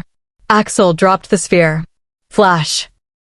A blinding white light seared the room, followed instantly by a deafening bang.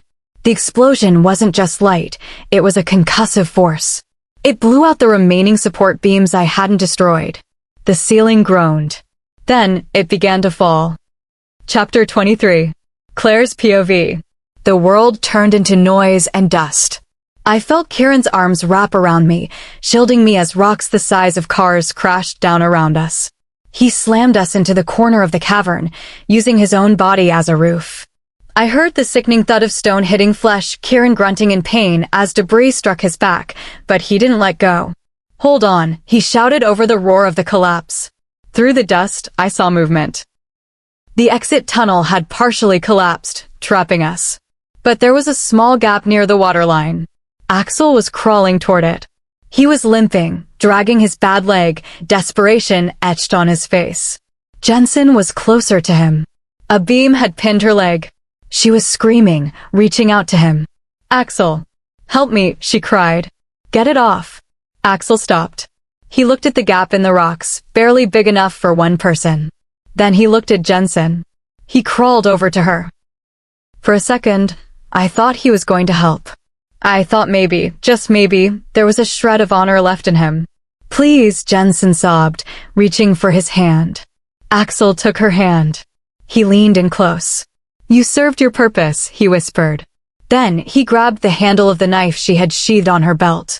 He ripped it out and jammed it into the crack of the rock, pinning her, using it as leverage not to lift the rock, but to snap the bone so he could scramble over her body.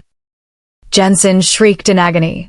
Axel used her trapped form as a stepping stone, boosting himself up toward the gap. "No!" Jensen screamed, grabbing his ankle. Axel kicked her in the face hard. Her grip loosened. He squeezed through the hole and vanished into the darkness of the river tunnel. "Coward!" I screamed, my voice raw. Suddenly, the water level began to rise. The collapse had blocked the river's flow downstream. The cavern was flooding. "We have to move," Kieran choked out. He stood up, shaking debris off his back. His shirt was torn, his skin bruised, but he was alive. He looked at Jensen. The water was already at her waist. She was sobbing, clutching her shattered leg. She looked up at us, knowing she was dead. "Go," she whispered, closing her eyes. "I deserve this." Kieran hesitated. He was the alpha. Protecting the pack was his instinct, even the broken ones. But the water was rising fast. The ceiling groaned again. "I can't move the rock," Kieran said, his voice heavy with regret. "It's holding the roof up. If I move it, we all die." Jensen nodded, tears streaming down her dusty face. "Take care of the baby, Alpha." Kieran grabbed my hand. "Take a deep breath." "What?" "The exit is blocked. We have to swim out the way we came in. Underwater." The water hit my chest. It was freezing. "I trust you," I said, looking into his green eyes. "Breath," he commanded. I took a massive gulp of air. Kieran pulled me under. We swam into the black, icy current, leaving the trader and the tomb behind us. Chapter 24. Wyatt's POV. The riverbank was silent except for the rushing water. I paced back and forth, my wet clothes clinging to my skin. Gray sat on the hood of the SUV, wrapped in a blanket, shivering. She kept watching the water, her hands clasped in prayer. "It's been too long," I muttered, checking my watch. The explosion was 10 minutes ago. "They'll make it," Gray said, though her voice wavered. "He's the Alpha. She's the Luna. They don't die." Suddenly, the water near the bank erupted. Two heads broke the surface, gasping for air. "Kieran!" I shouted, sprinting into the shallows. I grabbed Kieran's arm, helping him haul Claire onto the muddy bank. They collapsed onto the grass, coughing up water, tangled in each other's arms. "We're okay," Kieran gasped, rolling onto his back. "We're okay." I scanned the water behind them. "Jensen?" "Axel." Kieran sat up, wiping mud from his face. His expression was grim. Jensen didn't make it. The cave collapsed. "And Axel?" "Gone," Claire whispered, her voice hoarse. "He escaped. He's hurt bad, but he's alive." I swore loudly, kicking a rock into the river. "He's like a cockroach." "He's desperate," Kieran corrected. He looked at Claire, his hand resting on her stomach. "And a desperate animal is the most dangerous kind." We loaded up into the SUV. The ride back to the pack house was somber. The victory of saving the hybrid and exposing the spy felt hollow, knowing Axel was still out there. When we pulled up to the gates, the sun was just starting to crest over the mountains. The dawn of a new day. We walked into the main hall. Dr. Eris was waiting for us. The hybrid? Kieran asked immediately. Sedated, Eris said. We have him in the reinforced cells. The silver nitrate flushed most of the venom out, but he's weak. He needs time. And my brother? Gray asked, stepping forward, clutching Wyatt's hand. Eris smiled gently. He's asking for you. Gray let out a sob of relief and ran toward the medical wing. Wyatt looked at me, asking permission with his eyes. Go, I nodded. Stay with her. Wyatt followed her, leaving Kieran and me alone in the hall. Kieran turned to me. He looked older than he had yesterday. The weight of the crown was heavy. We have a problem, I said quietly. I know, Kieran sighed. Jensen wasn't working alone. She couldn't have coordinated the bridge ambush by herself. She had help. You think there's another spy? I think, Kieran said, looking at the closed door of the council room down the hall, that the rot goes deeper than we thought. Axel didn't just buy Jensen with promises of peace. He has leverage on someone high up. He placed a hand on my shoulder. Get some rest, Luna. Because the war isn't over. It's just moved inside the house. I watched him walk away toward the showers. I placed a hand on my belly, feeling the tiny flutter of life inside. Axel was dying. He would be coming back soon. And next time, he wouldn't be looking for a trade. He would be coming for blood. Chapter 25. Kieran's POV. Jensen's quarters were sparse. A military cot, a neatly organized closet, and a desk. It was the room of a soldier who had nothing else in her life. I tore it apart. I ripped the mattress open, smashed the desk drawers, and pulled up the floorboards. I was looking for a connection. Jensen was a follower, not a leader. Someone had given her the orders to lower the bridge shields. Someone had authorized the transfer of patrol routes to her datapad. Alpha, Leland said from the doorway. He held a small, black device in a plastic bag. We found this taped under her sink. It's a satellite uplinker. I took the bag. The device was encrypted, military grade. But the screen was cracked, likely from when she hastily hid it before leaving for the caves. Can you crack it? I asked. Already did, Leland said grimly. It's a direct line. The last transmission was sent right before the bridge ambush. I looked at the message log on the cracked screen. Sent. 11:42 p.m. To Architect. Message. The trap is set. Bridge sector clear. Bring the boy. Received. 11:43 p.m. From Architect. Message. Good. Ensure the Luna is isolated. Do not fail me, Jensen. Your debt is almost paid. Architect, I muttered. Who is the architect? Look at the geolocation of the receiver, Leland said, pointing to a string of coordinates at the bottom of the log. I plugged the coordinates into my phone's map. My stomach dropped. The signal wasn't coming from the Roguelands. It wasn't coming from Axel's hideout. It was coming from the west wing of the pack house. The council chambers. Specifically, the private study of the head elder. Vance, I growled, the betrayal tasting like ash in my mouth. Elder Vance had been my father's advisor. He had taught me pack law. He was the one who had demanded Gray be removed. Not because she was a danger, I realize now, but because she was a loose end that could expose the supply chain. He's in the council room right now, Leland said, his hand drifting to his sidearm. He called an emergency session to discuss the security breach at the bridge. He wants to steer the narrative, I said, turning for the door. He wants to blame Jensen and bury his own involvement. What are your orders, Alpha? I stopped at the door, my eyes flashing a dangerous, deep green. Lock down the wing. No one leaves that room. I'm going to have a word with the architect. Chapter 26. Gray's POV. The beeping of the heart monitor was the only sound in the recovery room. Cameron looked so small in the big hospital bed. The massive, hulking monster from the bridge was gone, replaced by my little brother, pale, skinny, and covered in 4 lines. Dr. Eris said the silver nitrate had burned the venom out of his system, but the withdrawal was brutal. I squeezed his hand. I'm here, Cam. I'm right here. His eyelids fluttered. He groaned, licking dry lips. Gray. Yeah, it's me. His eyes opened. They were brown again.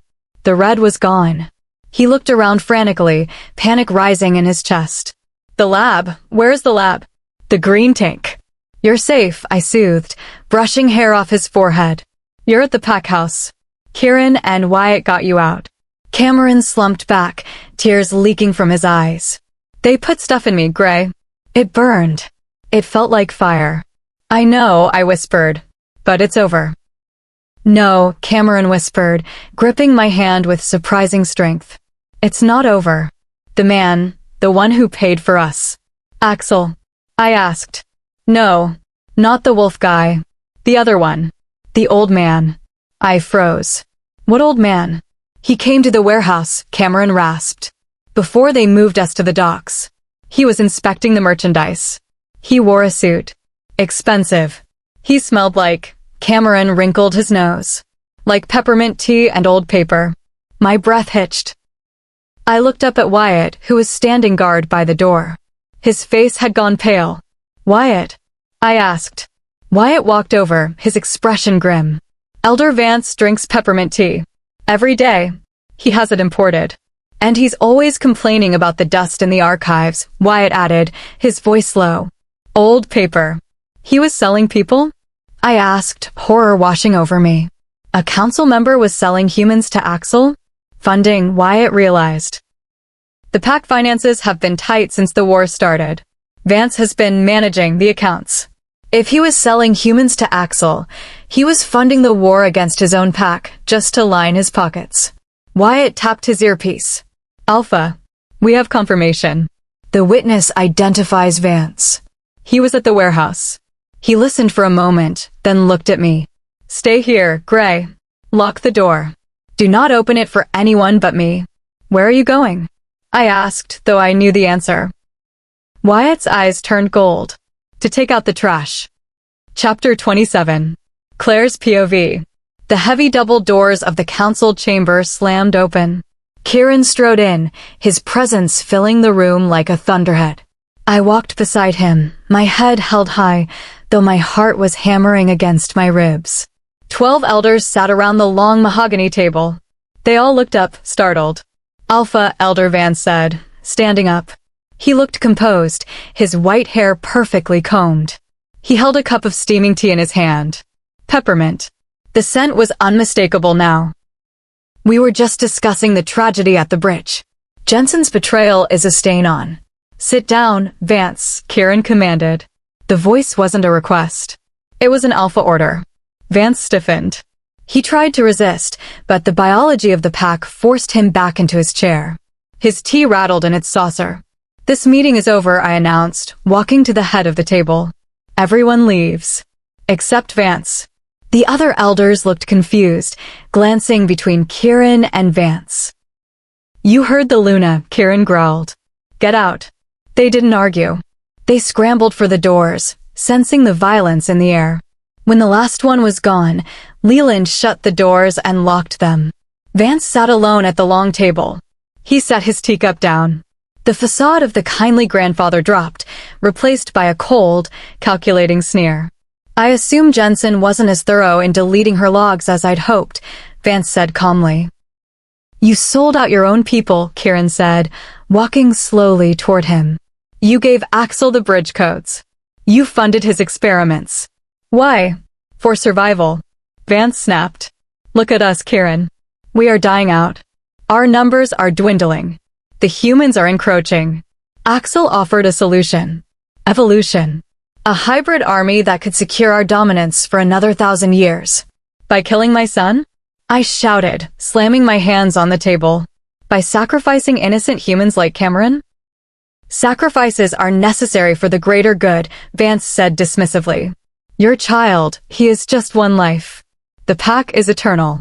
Or it would have been if you hadn't interfered. You're insane, I whispered. I am a visionary. Vance stood up, shaking. And you are too late? Do you think I didn't have a contingency plan? He pulled a small remote from his pocket. A panic button.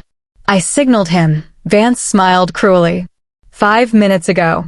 When I saw you storming down the hallway. Kieran lunged, knocking the remote from Vance's hand, pinning the old wolf to the wall by his throat. Signaled who? Kieran roared. Axel, Vance wheezed, his face turning purple. He isn't hiding anymore, Kieran. He knows he's dying. He knows he has one night left. Vance pointed a trembling finger at the window. He's not coming to negotiate. He's coming to burn it all down. As if on cue, the perimeter alarm shattered the silence. Whoop, whoop, whoop. But it wasn't just the sirens. Through the window, I saw the night sky light up. Not with lightning, but with fire. Flaming arrows. Molotov cocktails. They were arcing over the walls, raining down on the pack house. He's here, I whispered. Kieran dropped Vance, who slumped to the floor, gasping. Leland, Kieran barked. Take Vance to the cells. If he tries to speak, gag him. Kieran turned to me. The rage in his eyes was gone, replaced by pure, tactical focus. This is it, Claire. The final stand. I'm ready, I said, though my hands instinctively covered my belly. No, Kieran said, grabbing my shoulders. You are going to the safe room. You and the baby. I'm not leaving you. You are the target. Kieran yelled over the sound of explosions outside. If Axel gets to you, he wins. You have to hide. Wyatt will guard you.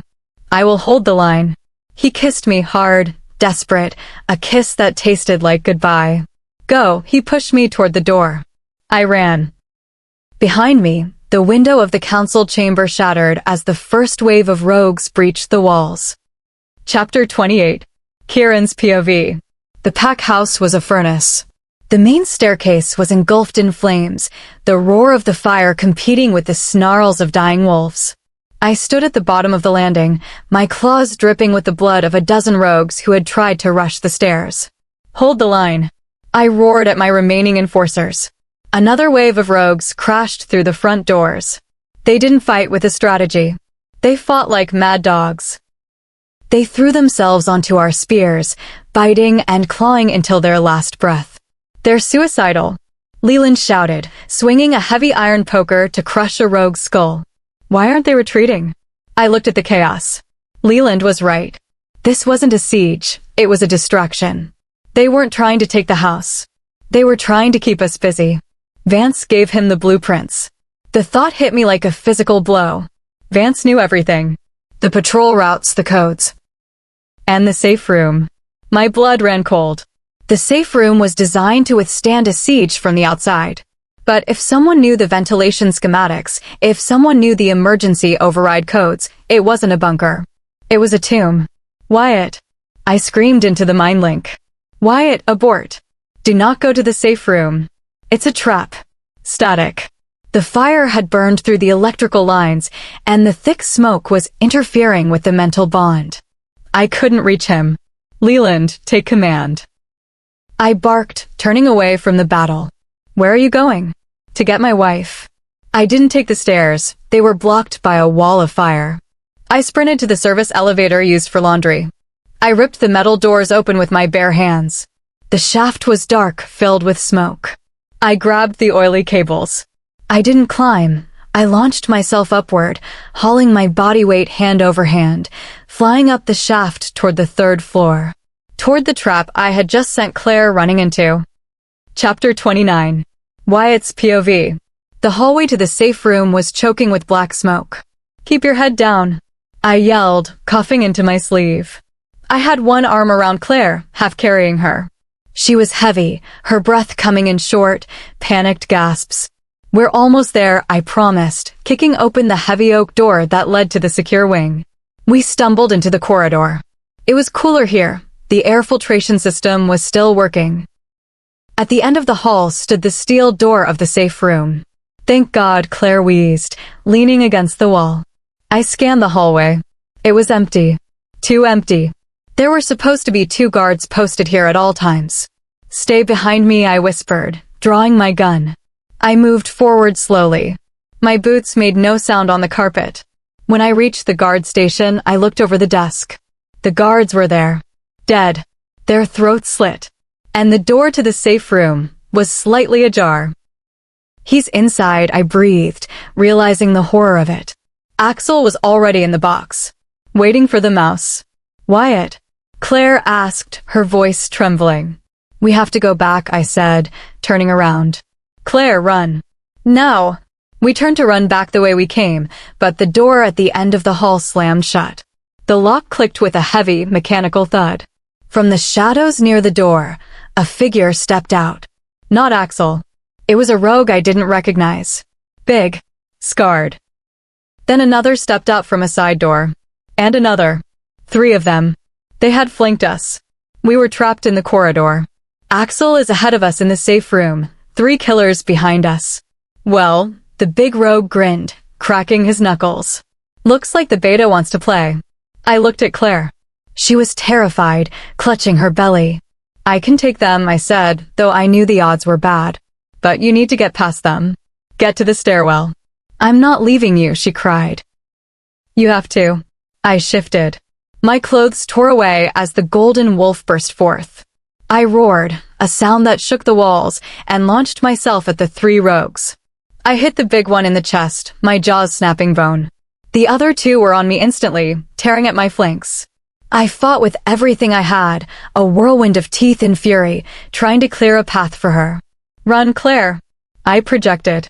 She hesitated, then bolted. She didn't run toward the rogues. She ran toward the only open door. The safe room. No. I howled, trying to turn, but a rogue clamped his jaws onto my hind leg, dragging me down. I snapped and thrashed, but I could only watch helplessly as Claire ran straight into the lion's den, and the heavy steel door slammed shut behind her. Chapter 30. Claire's POV. The steel door clanged shut, locking automatically. The sound echoed like a gunshot. I was inside. The safe room was soundproof. The noise of the battle outside, Wyatt's growls, the fire, the sirens, was instantly cut off. It was dead silent. The room was dim, lit only by the emergency red lights. It was stocked with food, water, weapons, everything needed to survive. Except for safety. Hello, sister. I spun around. Axel was sitting in the corner, in the Alpha's emergency chair. He looked wrong. His skin was gray and papery, stretched tight over his skull. The black veins had spread, covering his neck and creeping up his face like spider webs.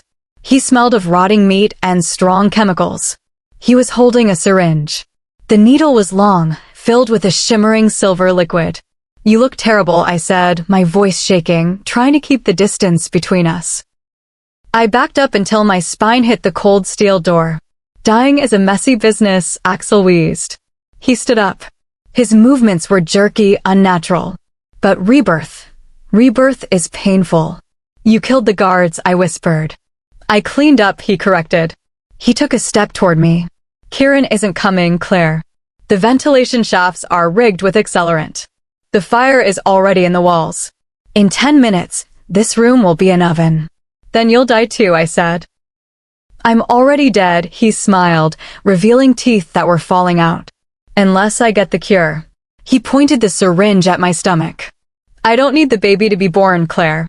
I just need the amniotic fluid. The stem cells. Direct extraction. My hand flew to my stomach. You'll kill him. He's a soldier, Axel rasped, lunging forward. He dies so the king can live. I didn't scream. I moved. I grabbed a heavy can of rations from the shelf next to me and swung it with both hands. Clang. It connected with Axel's head. He staggered back, dropping to one knee. But he didn't stay down. He roared, a sound that was more monster than man, and tackled me. We hit the floor hard.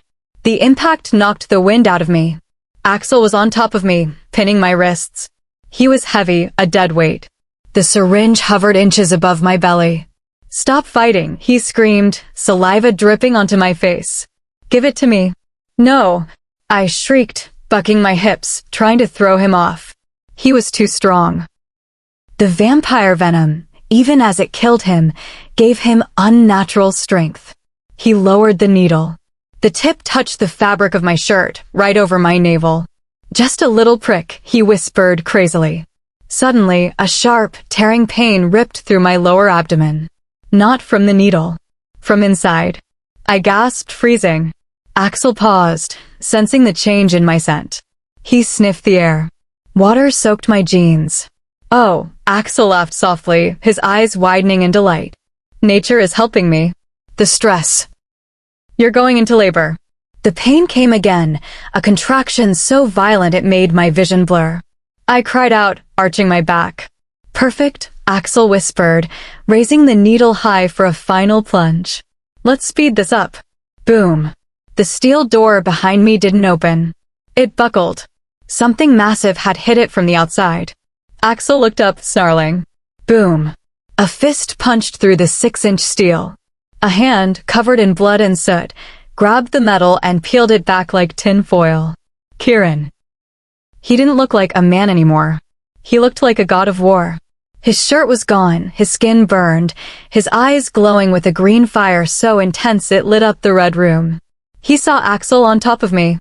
He saw the needle. Kieran didn't roar. He didn't speak. He moved faster than light. He ripped the steel door off its hinges and threw it across the room. Before the metal even hit the wall, Kieran was on Axel. He grabbed Axel by the back of the neck and the belt, lifted him into the air, and slammed him down onto the concrete floor. Crack. Axel's spine shattered. But Kieran wasn't done. He straddled Axel's broken body, his fists raining down like meteors. Left. Right. Left. Right. Kieran. I screamed through the contraction. Kieran, stop. The baby. Kieran froze, his fist raised for a death blow. He looked back at me, panting wild. He saw the water on the floor. He saw my pain. He dropped Axel, who was wheezing, unable to move, and scrambled over to me. Claire, he choked out, his bloody hands hovering over me, afraid to touch. I'm here. The baby, I gasped, gripping his arm as another contraction ripped through me. It's coming. Now. Kieran looked at the door. Smoke was pouring in. The hallway was on fire. We were trapped. And Axel, broken and bleeding on the floor, started to laugh. You can't run, Axel gurgled, blood bubbling from his lips. The vents. I triggered them. The room, it seals in 2 minutes. We all burn together. Chapter 31. Kieran's POV. The heat was unbearable. The paint on the walls was bubbling. The air in the safe room was rapidly running out, replaced by thick, acrid smoke. On the floor, amidst the shattered concrete and the blood of our enemy, my wife was bringing life into the world. Push, Claire. I choked out, my eyes stinging. I knelt between her legs, my hands trembling. I had fought wars, killed monsters, and faced down death 1,000 times. But nothing terrified me more than this moment. I can't. Claire screamed, her face flushed, sweat mixing with soot. It hurts. Kieran, the smoke. I can't breathe. Look at me. I commanded, using my alpha voice, forcing her eyes to lock onto mine. You are the Luna of the perilous pack. You are the strongest thing I know. You do not yield to fire. You do not yield to pain. You fight. She let out a guttural cry, gripping my forearm so hard her nails drew blood. She pushed. In the corner, Axel's broken body twitched. He let out a wet, rattling laugh. Burn, he wheezed. Burn with me. Shut up, I snarled without looking at him. I heard a crackling sound from the ceiling. The vents were glowing red. The fire was in the ducts. We had seconds before the room turned into an incinerator. One more. I urged Claire. I see the head. One more big push. Claire screamed, a sound of pure, raw power. And then silence, broken only by a thin, high-pitched wail. I caught him. Slippery, small, and covered in blood, but kicking his legs with surprising strength. A boy, I whispered, tears cutting tracks through the soot on my face. Claire, it's a boy. I quickly cleaned his face with the shred of my shirt, checking his airway. He cried louder, a strong, angry sound. Give him to me, Claire gasped, reaching out. I placed our son on her chest. She wrapped her arms around him, curling her body to shield him from the heat. But we were still trapped. The door was sealed shut by the heat expansion. The vents were spewing fire. Kieran, Claire whispered, looking at the glowing ceiling. We're not going to make it. Yes, we are. I stood up. I looked at the far wall, the one that connected to the main hallway. It was reinforced steel and concrete. unbreakable. Unless you had help. Wyatt. I screamed into the mind link, pouring every ounce of my desperation into the bond. No. There was a pause. Then a vibration shook the floor. Boom. The wall didn't just crack, it exploded inward. Dust and debris flew everywhere. I threw myself over Claire and the baby, shielding them with my back as concrete rained down. Through the hole in the wall, a figure emerged from the smoke. Wyatt. He was holding a heavy mining charge detonator in one hand and a fire extinguisher in the other. Behind him stood Leland and a team of enforcers, spraying the flames with industrial hoses. Did I miss the party? Wyatt coughed, grinning through the soot. I looked down at Claire. She was looking up at me, exhausted but smiling. The baby was safe in her arms. I looked back at the corner. Axel was gone. Buried under the rubble of the wall Wyatt had just blown up. A fitting grave for a monster.